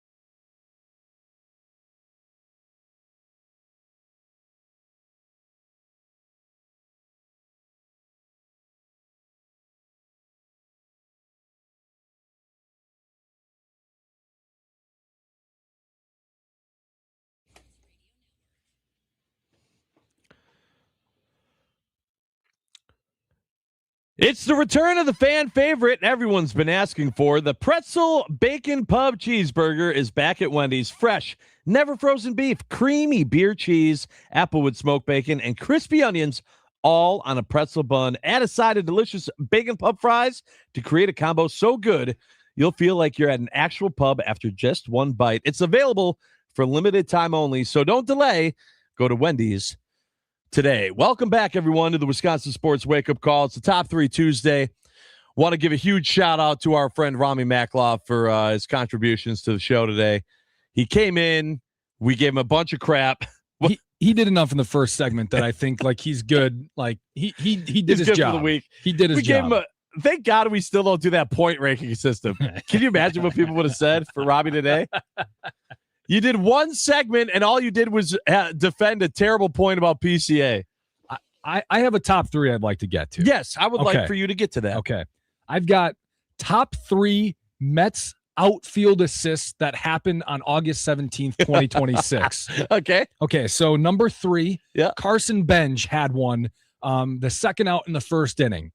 It's number 3 because it was the worst send of all time, and Jake Cronenworth was about halfway to home plate when the catcher caught the ball. Yep. So that's number. Was that that's also the one where he tried jumping and like took out his knee? He could have gotten legitimately injured. That's number 3 because it was a really good throw, but it was an awful send. And it could have been a bad throw and still they would have gotten him. Number 2, AJ Ewing, the left fielder, in the second inning threw out Xander Bogaerts at home plate to end the inning. That came after a force out at home plate also in the same inning. But it was a really good throw, and it was a close play. So he gets number 2. And then number 1 is Carson Bench, again, because he had a second one in the first inning. It ended the inning, back-to-back batters. He threw out Manny Machado, also by a very large margin. It was about a third of the way, 2/3 of the way to home plate when the catcher caught the ball. And it's number 1 because you just did it. You literally just did it. So for those who are a little confused, the Padres had 3 runners thrown out at the plate by an outfielder in the first 2 innings. 2 of them came on back-to-back hitters. They had 4 players thrown out at the plate overall in the first 2 innings, and they lost 3-1 in the game, or 2-1 rather in the game. The Brewers have had 1 player thrown out at home plate on a base hit all year long. Yeah, I'm not going to put on that. Padres did it 3 times in the first 2 innings. I will say there have been plenty of plays at the plate this year for the Brewers that but they're not getting thrown out. I know on hits. Aggressive base running. I mean, does anything top that Terang slide? I don't think so. The Jake Bauer slide on Sunday was pretty darn good. Yeah, if you missed that one. No, but the one that Terang had to be, wasn't it Terang? Now you're having me thinking maybe it was Bowers. On Sunday? Yeah. Oh, maybe it was. Was that to? No, I think we're thinking the same play. I think you're right. I think it was Bowers. Yeah. It was. Let's see. Let's post game highlights. Maybe this one. Let's test it out. Okay. We're just doing this on the fly. Yeah. Is this it? Club leader. Now Vaughn smokes one through base hit. They're going to wind up Bowers. Here he comes. Yeah. Hernandez throw is on a hop. The tag, not in time.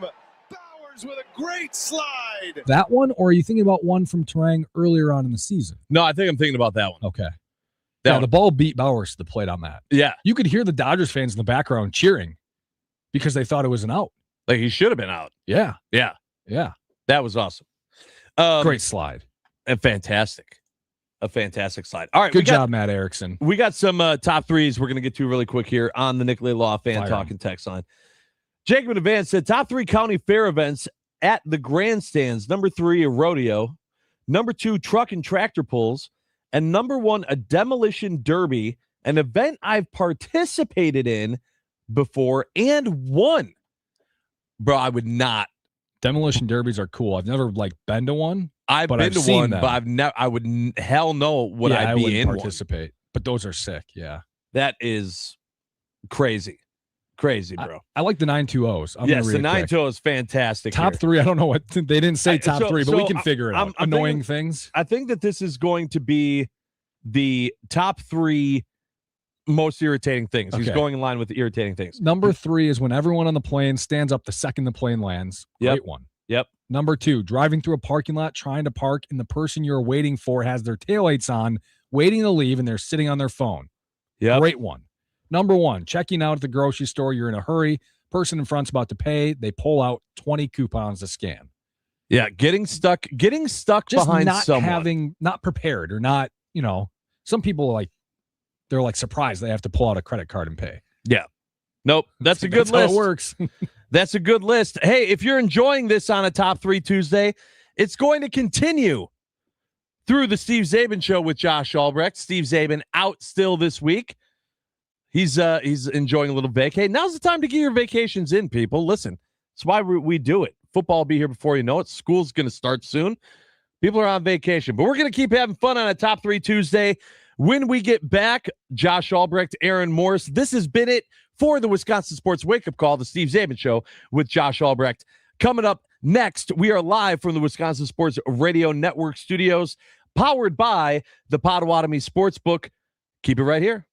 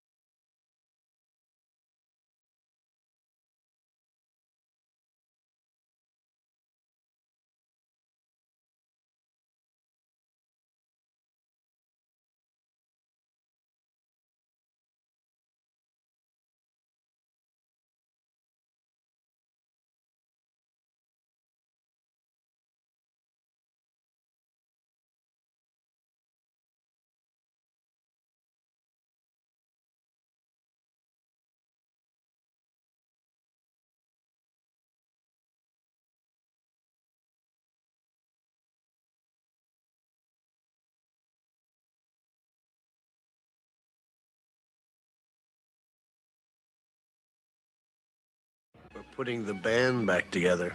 Forget it. No way. We're on a mission from God. I'm back, baby. I want you to put the word out there that we back up. Understand me? We back up.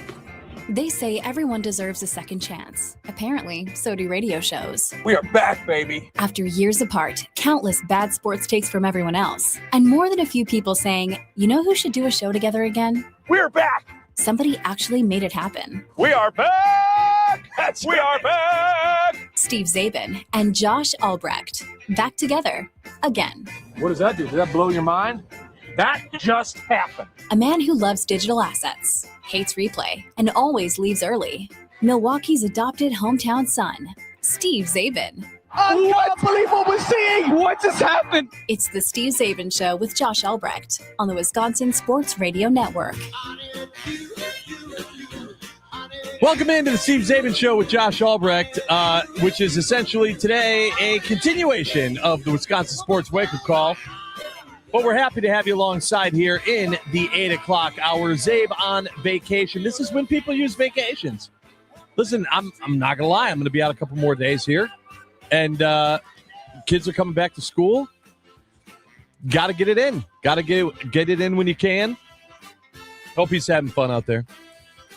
We did not have fun during the break. If you missed what happened in the last segment of the Wisconsin Sports Wake-Up Call, Aaron and I, Aaron Morris, by the way. Hi, Aaron. Welcome to Hour 3. We were going at it about talking about the slide. I don't even know how we got to the slide. Play at the plate. You were doing a top three based on the fact that the Padres got thrown out 3 times. I said there were a lot of close plays at the plate for the Brewers, which you said they've only been thrown out 1 time this season at on the a plate. base hit. On a base hit. I knocked on wood a bunch. And we started talking. You can't jinx a stat. No, but you can jinx future stats. No, I just said so far they've been thrown out 1 time on a base hit. Right. That's it. No, that's not a jinx. That's just reading a stat. It's like saying what? Okay, so these are different. PCA is currently the MVP favorite. PCA will win the MVP. 1 could be seen as a jinx if you believe in those. One is factual information that cannot be jinxed because it is in a current state. Well, that led to us having a conversation about the Brewers and close plays at the plate. And you brought up Bauers. Bauers. Yeah, you were talking about great slides. Right. So I brought up a great slide. And you had me Sunday. thinking, I was like, man, was this the one I was thinking about? I was like, I swear it was Terang. And you were like, no, I think you mean Bauers. I was like, was it Bauers? No, I thought it was Terang. And you had convinced me I was wrong. You played the highlight of Bauers coming to home. And do you have that? Do you have that highlight of Bauers? Highlight of Bauers sliding in? Yeah, that you played? Yes, I do. Okay, that was this one from Sunday. Club leader. Now Vaughn smokes one through base hit. They're going to wind up Bauers. Here he comes. Hernandez throw is on a hop. The tag, not in time. Bauers with a great slide. And I was like, okay, that still doesn't feel right, but maybe, I guess I was wrong. Okay. Then I go to the Nicolay Law Fan Talking text line, and the 262 says, well, Terang's was the previous Sunday to end the game. And I went, oh, yeah. See, it was Terang. And then this happened. Out of Contreras. The 1-2. Bauers. Base hit. Here comes Terang. Here comes the throw. Terang. He's safe. He's safe. And the Brewers win. And that, both of those, of course, Brian Anderson, Brewers TV, that was to end the game in the 10th against the Twins a week earlier. And then we spent the entire break trying to figure out which slide was better. Hey, do you know and which 1,000% was Bryce Terang? No, did you listen? Bauers with a great slide. Did Brian Anderson say Terang with a great slide? Nope, No, he said he was Bauers with a great slide. No, he was too Bauers with a great slide. I will turn your mic off. He was too busy calling this game-winning slide. Oh, just because it's a game winner doesn't mean it's a better slide. It 100%. Terang! He's safe! He's safe! And the Brewers win! runs. He couldn't even believe he was safe. Bowers with a great slide. Stop it. Stop it. The terrain slide was better. It was absolutely better. We broke one this was down. a great slide and one was a great game-winning slide. Great. No. Listen, trumps. I promise you, if there's more audio of them going back and looking at that terrain slide in slow-mo, the terrain slide was so much better. The ball was already there. It was in Old County Stadium is how far it was thrown into the left-handed batter's box. Catcher had to swing his arm all the way across to make the tag. The one on Bowers, the ball was right next to him when he caught it. Bowers had to avoid a fantastic throw. I'm telling you, I think that's the angle.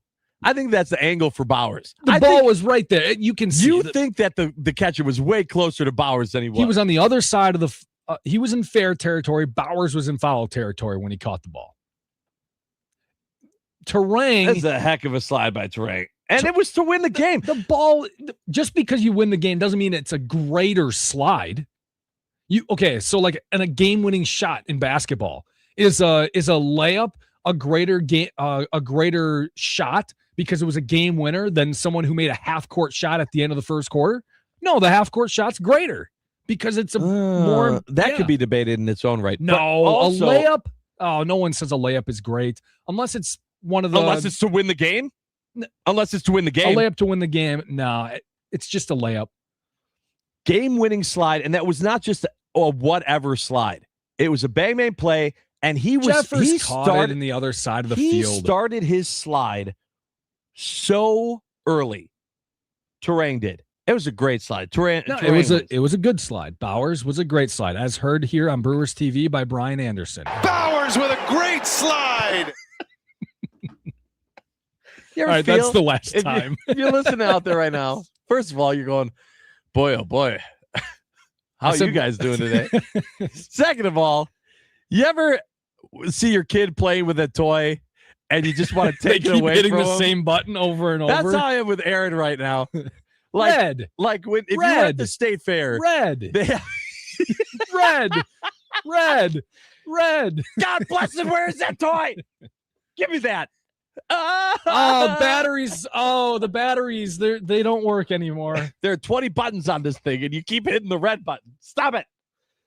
Oh, all right. Hey, we're having fun. I'm glad we're having fun today on the Steve Zabin Show with Josh Albrecht because there was not a whole lot of highlights or things to look forward to last night. If you were looking for fun things happening in the world of sports, the biggest thing was if you were a fan like me and you hate watch when you can't cheer on your team, you watch the enemy of your team play and you hope that they can lose. They've put that on t-shirts, right? My favorite team is the Green Bay Packers and whoever plays the Chicago Bears or whatever, those type of shirts. And that was the White Sox and the Cubs last night. And the White Sox, they had a chance. Now, let's keep in mind, too, that the White Sox have not been a bad team. Right? They're having a good season, which is crazy thinking about where the White Sox were last season. The White Sox would currently have a bye in the American League. Yeah, crazy. They are the 2 seed. That's insane. So you thought, okay, this is still a hard matchup for the Cubs. This is not like them playing the Rockies, who got absolutely obliterated by the Dodgers 11-5, but it should have been 11-2. This was a close matchup. It's 5-4 going into the 9th. They blow it, 5-5, send it to extras. I always feel like in extras, if you're the away team, you have to put at least one board, if not one run, if not 2 on the board in the top of the 10th. I don't know. I don't have the stats in front of me. Especially with the bases loaded. But I feel like if the top of the 10th, if teams don't score a run, almost always they lose that game. You have to at least one. And then sometimes they get a run across and they still lose because then the home team gets 2. They didn't get any. I was like, it's over then. PCA comes to the plate, hits a home run, and the Cubs win by 2, 7-5. Hey, you're pretty close. I just typed in, what percentage of home teams win extra innings after a road team gone scoreless? Yep. 80% of the time under the current MLB extra inning rules. about 66% in pre-2020 eras. So about a 15% difference with the new rules. When a road team fails to score in the top of an inning.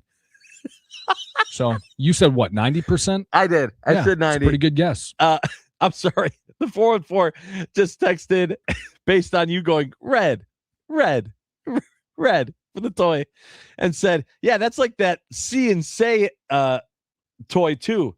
The cow goes, murr. Yeah, no kidding. Keep hitting that lever on the cow and see what happens.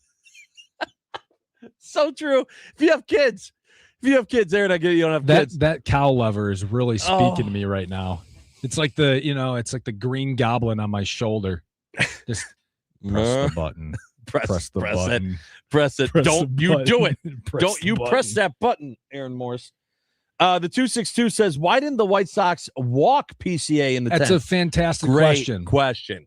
Great Probably question. because they're dumb. I mean, seriously, you're not the home team. The NL MVP favorite. The runner and from there's an second open just base. has to score. Yeah. Doesn't matter if you give up more than one. Now, if they were the first team, right? If they were the away team, sure. Then you don't want to load the bases and end up going down 2 or 3 runs with one last at bat. I think maybe part of it is that they brought in a lefty reliever. Man, because they had PCA and Michael Bush as 2 of the first 3 hitters in the inning. Sure. So their plan was probably get PCA out, walk Seiya Suzuki, the righty, to set up another lefty with Michael Bush is probably what their plan was. I absolutely hate when teams, and the Brewers do this all the time, when teams focus more on the lefty-righty matchup than they do the fact that this guy's crushing. I don't care what the matchup is. If a dude's hitting, the dude's hitting. We've seen it happen with the Brewers where they go, we're not gonna put this guy in the lineup today because they're facing a lefty. But he's the best hitter on the team. Leave him in. All right, here you go. Lefty stats. PCA is hitting .301 with a .935 OPS against lefties. He's got reverse splits. Unless you're talking about power, he's got 16 more homers, 14 How's he more against homers. righties? Against righties, 272 with a 925. So about the same OPS, but a 30-point lower average. Yeah, 270 is still not bad. That's my Seiya point. Suzuki's just pitch to the dude. 305, 967 OPS. So both guys crush lefties Yeah. in terms of on base and I'm just telling you, this is where the stat nerds are becoming too important in the game. If it's a really, really good player, it doesn't matter what hand you're throwing the ball with. Play the player, don't play the stats. Yeah, I would have rather taken my chance with Seiya Suzuki in that spot than PCA, especially because PCA had hit a homer, as we talked about, and had 3 hits already in the game. Seiya Suzuki was 1 for 4, and he had struck out in both of his previous 2 appearances at the plate. And then on top of that, now you're setting yourself for the double play ball. Right. So yeah, maybe you have the runner on second gets to third, but they're not going to score, and then you have a runner on third with Basically, 2 out. it comes down to, would you rather face the guy who is maybe the best hitter in baseball right now in terms of he's red hot, or face a lefty-righty matchup? Right. And the answer to that should always be not the guy who's hitting correct, maybe the best hitter in baseball at this current moment, maybe outside of Yordan Alvarez. Yeah, that was frustrating, especially because the Brewers didn't play, so we couldn't even focus on that. That was the main thing we were looking at was, come on, White Sox, especially too that it was the White Sox. Like the White Sox, I have nothing against the White Sox. You know, me either. The White Sox do great. Hell yeah. I actually want to see the White Sox do well this year because I think it's a crazy story to see how bad they were to then, like, just imagine if they had a deep run in the postseason. What was their record last year? Not good. Yeah, I was gonna say I would root for the White Sox too in the American League. They were 60 and 102. Yeah. Good for last place by 28 games in the American League Central.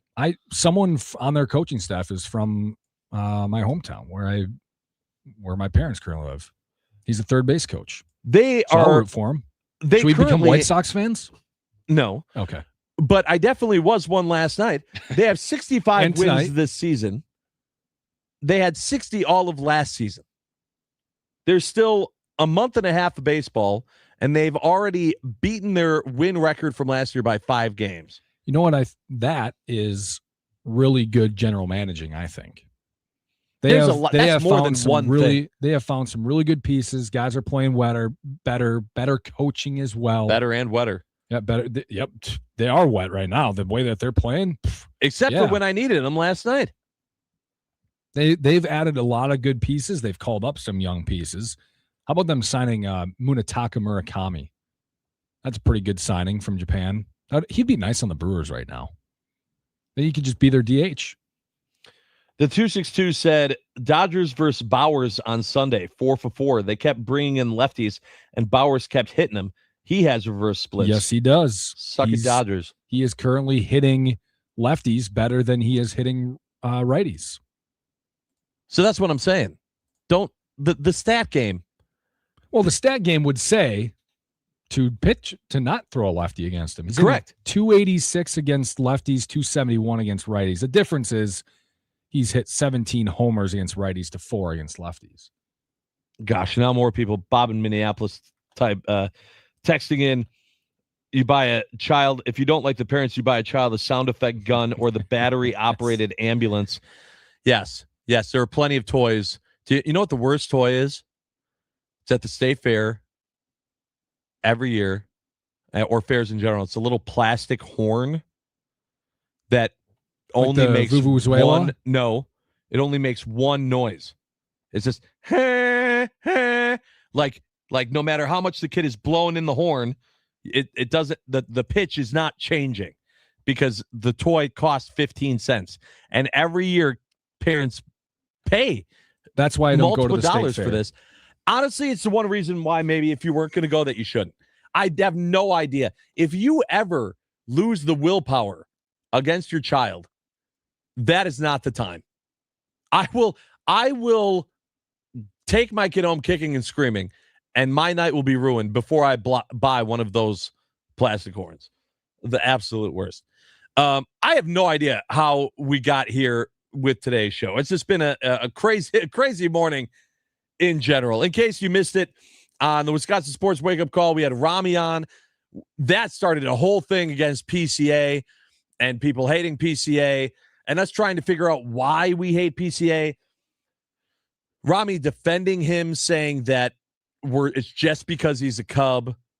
I really don't think that's the case. I really don't. I think it adds to it for sure. But I also didn't know that his parents were actors, and that that adds to a little bit of the pageantry of the emotional side of him. Yeah, his mom is Ashley Crow. So Crow is his mom, Armstrong is dad. Well, I guess that would make sense then. PCA. So, yeah. I was saying, in his last name, that's who his parents are. For the record, as much as I don't want him to win the MVP award, I mean, fine, let him win it and then have the Cubs still get eliminated in the wild card round. Have him win it, then he can just become Javier Baez the rest of his career. I mean, I'm just saying, at the end of the day, the Cubs losing is still most important. Way more important than who wins the individual award.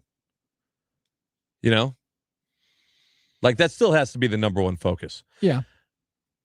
If you were someone that was going, okay, yeah, I know, Josh, that you were worrying about the Cubs and saying that the Brewers' focus should be on the Cubs more than it should the Dodgers. Well, the Dodgers won too. So the Brewers didn't play. The Dodgers won. The Cubs won. And on top of it, Ohtani and PCA both had 2 home runs in their games. It was a great night to find something else to do than watch baseball. Right? Can I say that? I think that's fair. That's what you did. Yeah. Aaron didn't watch any. What was I watching? I don't know. I was watching something.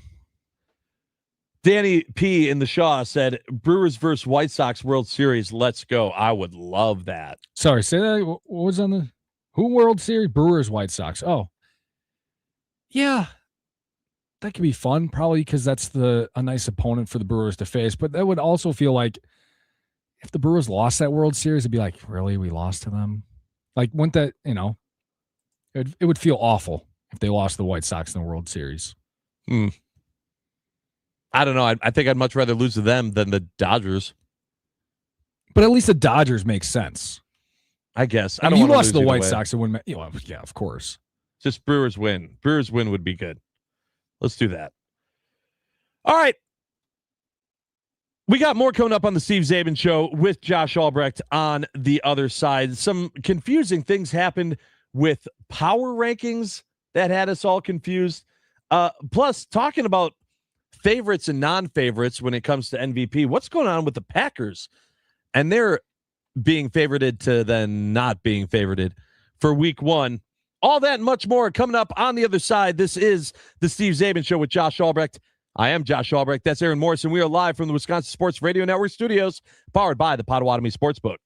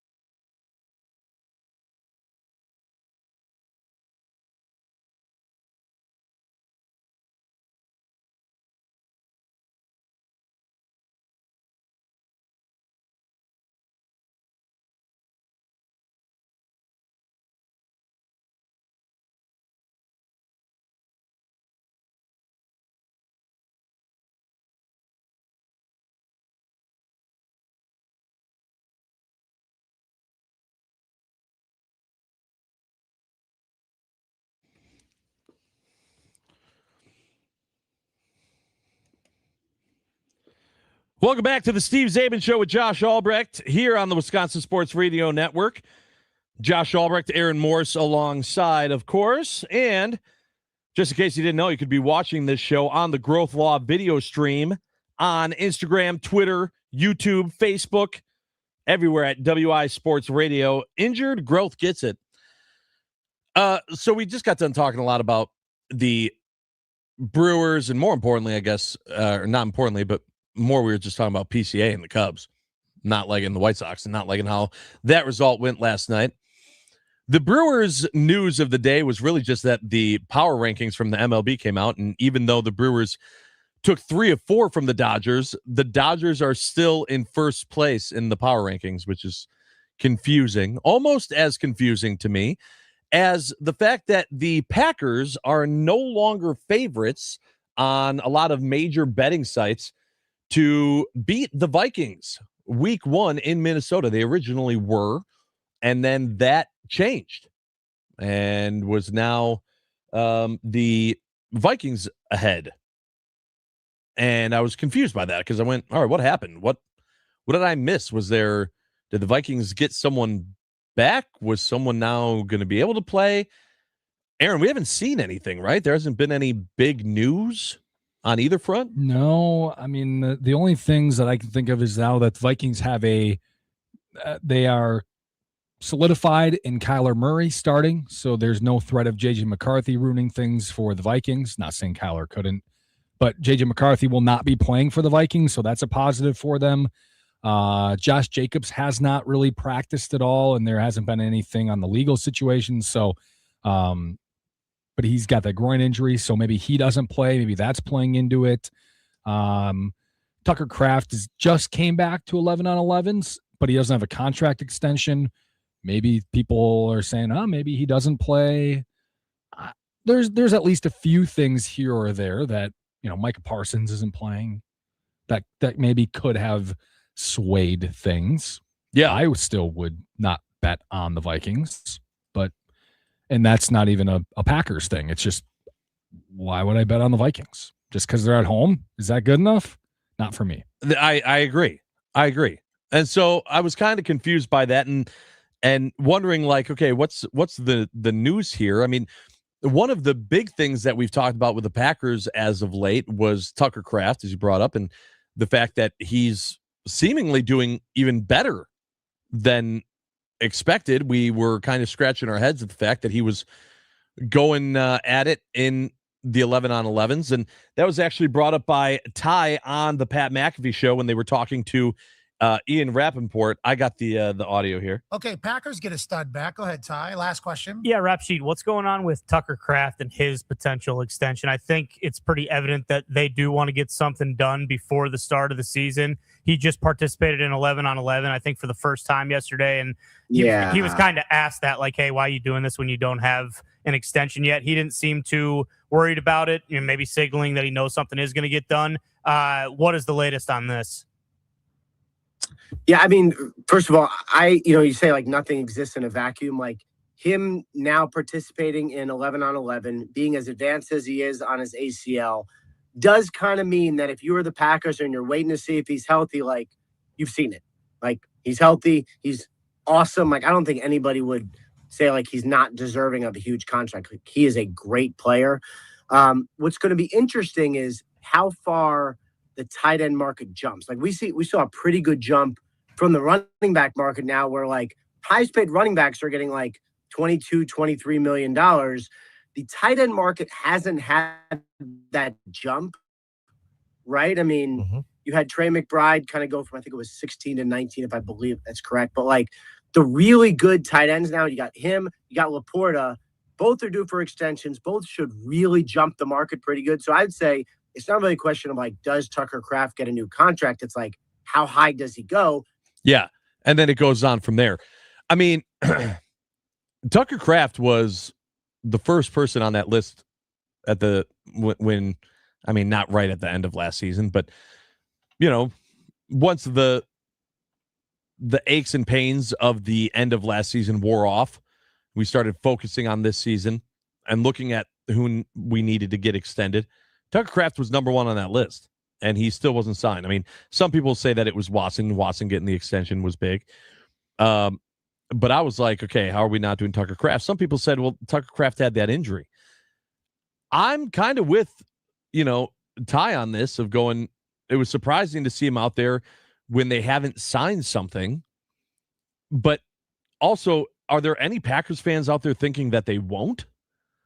Like, they're going to give him an extension. I don't see a world where they start this season and I can see a world where they don't. Yeah? Was there a world where they didn't agree to a contract with Davante Adams? Weren't people pretty confident before the offseason kind of like, oh yeah, they'll re-sign, they'll extend him? No, because wasn't he asking for just like an absurd amount of, wasn't that the whole thing with him? You're saying that Tucker Kraft couldn't be asking for an absurd amount of money? I'm saying there's a world where Tucker Kraft is asking for much more than the Packers are willing to give. The Packers were not willing to give Davante Adams the amount of money he wanted, so they traded him. I'm not saying that the Packers would trade Tucker Kraft but I'm just saying there is a world where a contract extension does not get done by the time the season starts. And it would be that they are so far apart in contract numbers that they just don't agree to it, and they go into the season on a dead-end deal. I would be surprised. I would be surprised if they. Yeah, it could happen. Boy, it they hasn't better been not. done yet. They better not. Both sides want to get it done, but if both sides can't agree, like, all right, yeah, you want to be the highest paid tight end by $3 million a year, but we don't really want to even make you the highest paid tight end. Like if they're not even close. Yeah, they could be $5 million a year off. That's $20 million in total. And that doesn't even include, what if the Packers want to guarantee less because he's never been healthy for a full season at the production that everyone thinks he could have. I'm just saying there is certainly a world and certainly avenues that both sides could go down where a contract does not happen before week one. I don't think that is likely, but there is certainly a path to it. One of my favorite things about the Nicolay Law Fan Talk and Text Line, everyone listening, is when people text in comments about sports that directly go against each other. Rhino said, Adams was also on the tail end of a team ready to move on from Rodgers. Kraft is on a team right at the doorstep of a Super Bowl. Compare that to the 262 who said, I know it's a new year, but the Packers haven't won a game since Parsons got hurt. And until they do, why wouldn't they be underdogs? So you got Rhino saying that this team is on the doorstep of a Super Bowl. And you got the 262 saying, yeah, of course this team should be an underdog. No matter who they play, they haven't won since Parsons got injured. Very much two different outlooks on this Packers season, which I feel like it is kind of confusing to look at, because if you do think that this team, the secret sauce of this team is Micah Parsons, how are you not more concerned about the beginning of the season, like the first half of the season? Because I think they should be fine. Like they should still, they're a good enough team to win without him. I mean, they should beat the Vikings without him. They should beat the Jets without him and the Falcons without him. That's the first three games. Maybe you go 2-1 instead of 3-0, but you should beat all three of those teams with or without Micah Parsons. You would think. That's why I'm not as worried that he's gone for 5 or 6 weeks. Tommy and Salas said the Packers offered just as much as Vegas did to Adams. Yeah. Adams knew Aaron was leaving and wanted out. There's a couple people saying this. That is true. They did eventually offer more money, but their original offer was a low ball offer, according to Davante Adams and his group. Sure. The Packers then eventually upped their offer, but their original offer was much, much lower than Davante Adams was worth. And I believe their original offer was lower than what the Raiders gave him. So Adams said, okay, fine, I don't need to stay here. If you guys are going to give me that low contract number, I don't need to stay here then. And then the Packers eventually offered it, but by that point, in Davante Adams' mind, he was already gone based on that first offer. So Yes, it's correct that they offered more, but not originally. I still think to these people, to the listeners' points here on the Nicolay Law Fan Talking text line, I still think it's a very different situation than Tucker Kraft's. Tucker Kraft is he's coming off of injury. He is not in a situation anywhere near the same as Davante Adams was. He hasn't proven things the way that Davante Adams did. Okay, so you're saying that it's not the I'm saying same I don't think he because- has as much leverage as you think he does. Okay, but does that to mean demand the market? But does that mean he's not going to do it? Just because he doesn't have leverage? I mean, people do stupid things, or people do things because they believe. Yeah, but that's why people have agents. Right. But his agents are going to argue that he should be the highest paid tight end in football. It is going to happen. They are having those negotiations. They have absolutely said, make him the highest paid tight end in football. That's the deal. It's going to happen, whether he deserves it or not, which I would say he probably should not get the highest contract for a tight end in NFL history, but it's probably going to end up pretty darn close to that, if not for sure going to be more than that. 262 said, we were thinking Super Bowl last year before we got Parsons. Yes, it's a huge ad when he comes back, the best player in the league. But I don't understand why we are so down and thinking we should be underdogs. Love is going to go absolutely nuts this year. Well, see, that's what I'm saying, 262. That's the other side. I don't think that we are saying that the Packers should be underdogs. It's other people out there, other fans. Don't you think the Super Bowl talk, it was there, but it wasn't strong. It's like, yeah, the Packers could win the Super Bowl. Yes. They could do it. Then Micah Parsons came and everyone was like, the Packers are Super Bowl. Like, it took Micah Parsons to get that going. Like, there was certainly the fan base was certainly like, yeah, Super Bowl. Let's get to a Super Bowl. Let's get a couple playoff wins. But when Parsons got there, it certainly changed. Correct. It's kind of like, this year, it's the same thing with the Rams. Yes, very much so. The Rams were absolutely in a position to where they could have been a Super Bowl contender before getting Myles Garrett. Mm-hmm. But then they went and got Myles Garrett, and everyone went, oh, my Lord. Yeah. Okay, now look out for the Rams. That's a great comparison. It's basically the same thing. Did you hear that, everyone? That was a compliment to me from Aaron Morris. It happened. Mark it on your calendar. So I'm not saying that the Packers can't. I'm not saying that the first half of the season without Micah Parsons is going to be absolutely terrible because the Packers are a garbage team without him. I'm just saying, if you are someone who's looking at, and again, living in the world of realism, I like to look at all sides, the argument of this team could not find a way to win a game when Parsons was out, well, he's going to still be out. So if that was your mindset, then you have things to worry about. I'm not as worried about that as I am the fact that the Packers usually they lose. I feel like they lose one of the first couple of games. Like, they let one slip away that they shouldn't have. They play sloppy. That's why we get the LaFleur, I got to be better comments from the podium that have become so blah. We had a good week of practice. We just didn't execute type stuff. We have those because they lost the game they shouldn't have. And so that's why when I look at the beginning of the season and I look at those games that the Packers should win, even though they won't have Micah Parsons, I go, there's a good chance that one of these still falls to the wayside, because that's what the Packers do with Matt LaFleur, is they let a game slip away. I'm not saying necessarily that that's on the head coach. I'm also not saying it isn't. But it's also hard for me to focus on, what the Packers are doing all season long when the Brewers are in, a dogfight here at the end of the season, which, based on what the Cubs did against the White Sox yesterday, I find it very difficult to jump on the side of people saying, I'm not worried about the Cubs. The Brewers are going to be fine. What is it now? 4.5? 4.5 game lead. 4.5 for the Brewers. And the Brewers play the Cubs 7 times still. It's a lot of baseball left. Luckily, the Brewers play tonight back in Milwaukee. You can get one of these hats I'm wearing. You can see on the Growth Law stream. if you're one of the first 10,000 fans at the game tonight. Brewers need to continue the winning ways. Let's talk about how they can do that when we come back on the Steve Czaban Show with Josh Albrecht. We're live from the Wisconsin Sports Radio Network studios, powered by the Potawatomi Sportsbook.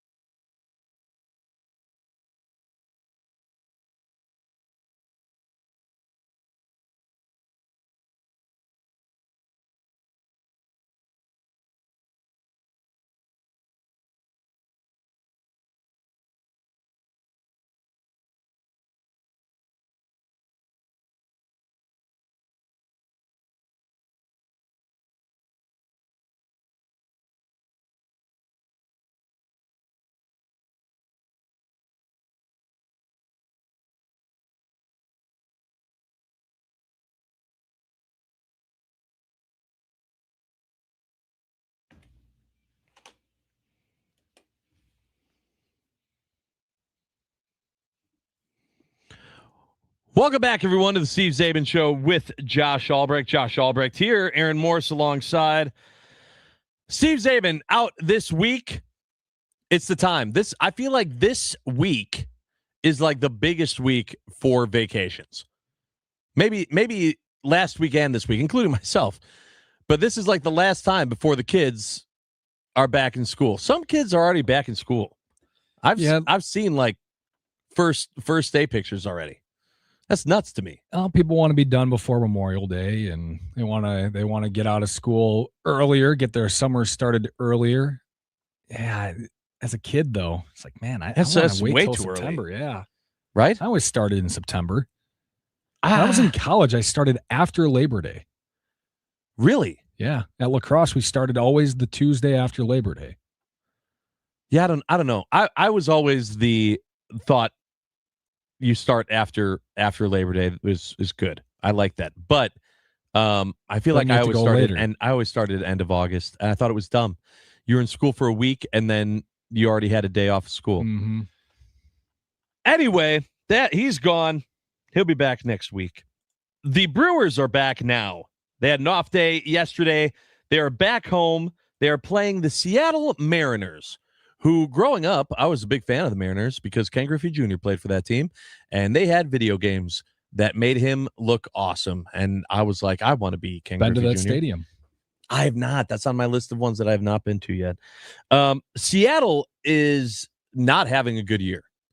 Maybe the most disappointing team in baseball. Probably. If you include expectations versus where they are, it might be the most disappointing team. It's between them and the Blue Jays. Yeah, the Blue Jays are a good one too. Right? Yeah. The Mariners have Bryce Miller on the mound tonight against Kyle Harrison for the Crew. Bryce Miller has a 3.39 ERA, which was better than Harrison's until that got changed back from 3.47 to 2.99. But the Mariners 59-66 this season, and the big dumper did he win MVP last year? I don't think he. Yes. Did he win it? Why do I not know this? He definitely had the most home runs. I thought Aaron Judge won it. I think Judge did, yeah. And a lot of people were saying that Cal Riley should have won it. So I got a question for you. Yeah. The Mariners are 59-66. Yep. Not a great record, right? Yep. What would you guess their playoff chances are? The percent, since we haven't really done the POF this week on the Zabe show. Yeah, no POF. The POF for the Mariners at 59-66. Well, you're bringing it up, so I'm going to say that it's higher than it should be. I'm going to go 42%. Oh, Lord. 36.3 for a team 7 games under 500 tells you how awful the American League is. Right. That's what I figured. It's not because they're good. Yeah. For some reason, it's because everyone else is also terrible. So this is an opportunity that hopefully the Brewers can take advantage of. Yeah, Cal Riley, he had what did he have for home runs? He has 13 home runs this year. And last year he had 61. He had 60. 60, okay. And this year he has 13. He's batting 158. Oh my gosh. If I can't even we're mad at what Yelich. I was just gonna say, can you imagine if Christian Yelich did that? Oh, that is tough. That is tough. Mariners come to town tonight, and you can get a hat. They got a free hat, only 10,000 of them. We talked about that earlier in the 7 o'clock hour, but on the Wisconsin Sports Wake Up Call. But you can get a free hat if you go to the game. Watch the Brewers hopefully take care of business against the Seattle Mariners.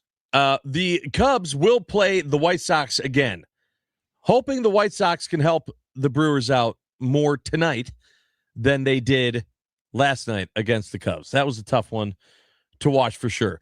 Because the Brewers are playing, there is an opportunity for it to be a Brewers win, Cubs lose, and it didn't rain today. We will see if all three of those or any of those three happen today. Steve Czaban, of course, out the rest of this week. He'll be back with me tomorrow. But it's also a Would You Rather Wednesday tomorrow. So we got a lot of good things. I'm going to see if Charlie can come back and join us tomorrow as well. Miss Charlie Houston. Was he in when I was out? Yep. Did you get Charlie in? That's good. We were talking a lot about jerseys. We got into a jersey conversation. I can see that. I can see you two going off on jerseys. Mm-hmm. was a good combo. Good. I'm interested to see with the Would You Rather Wednesday, and hopefully, he's another guy that we can celebrate White Sox beating the Cubs instead of the other way around. But more importantly, the Brewers taking care of business against the Mariners, who are struggling. Don't let that slip away. All right, more fun coming up tomorrow on the show. Thanks for listening. Tune in tomorrow because we are not done yet.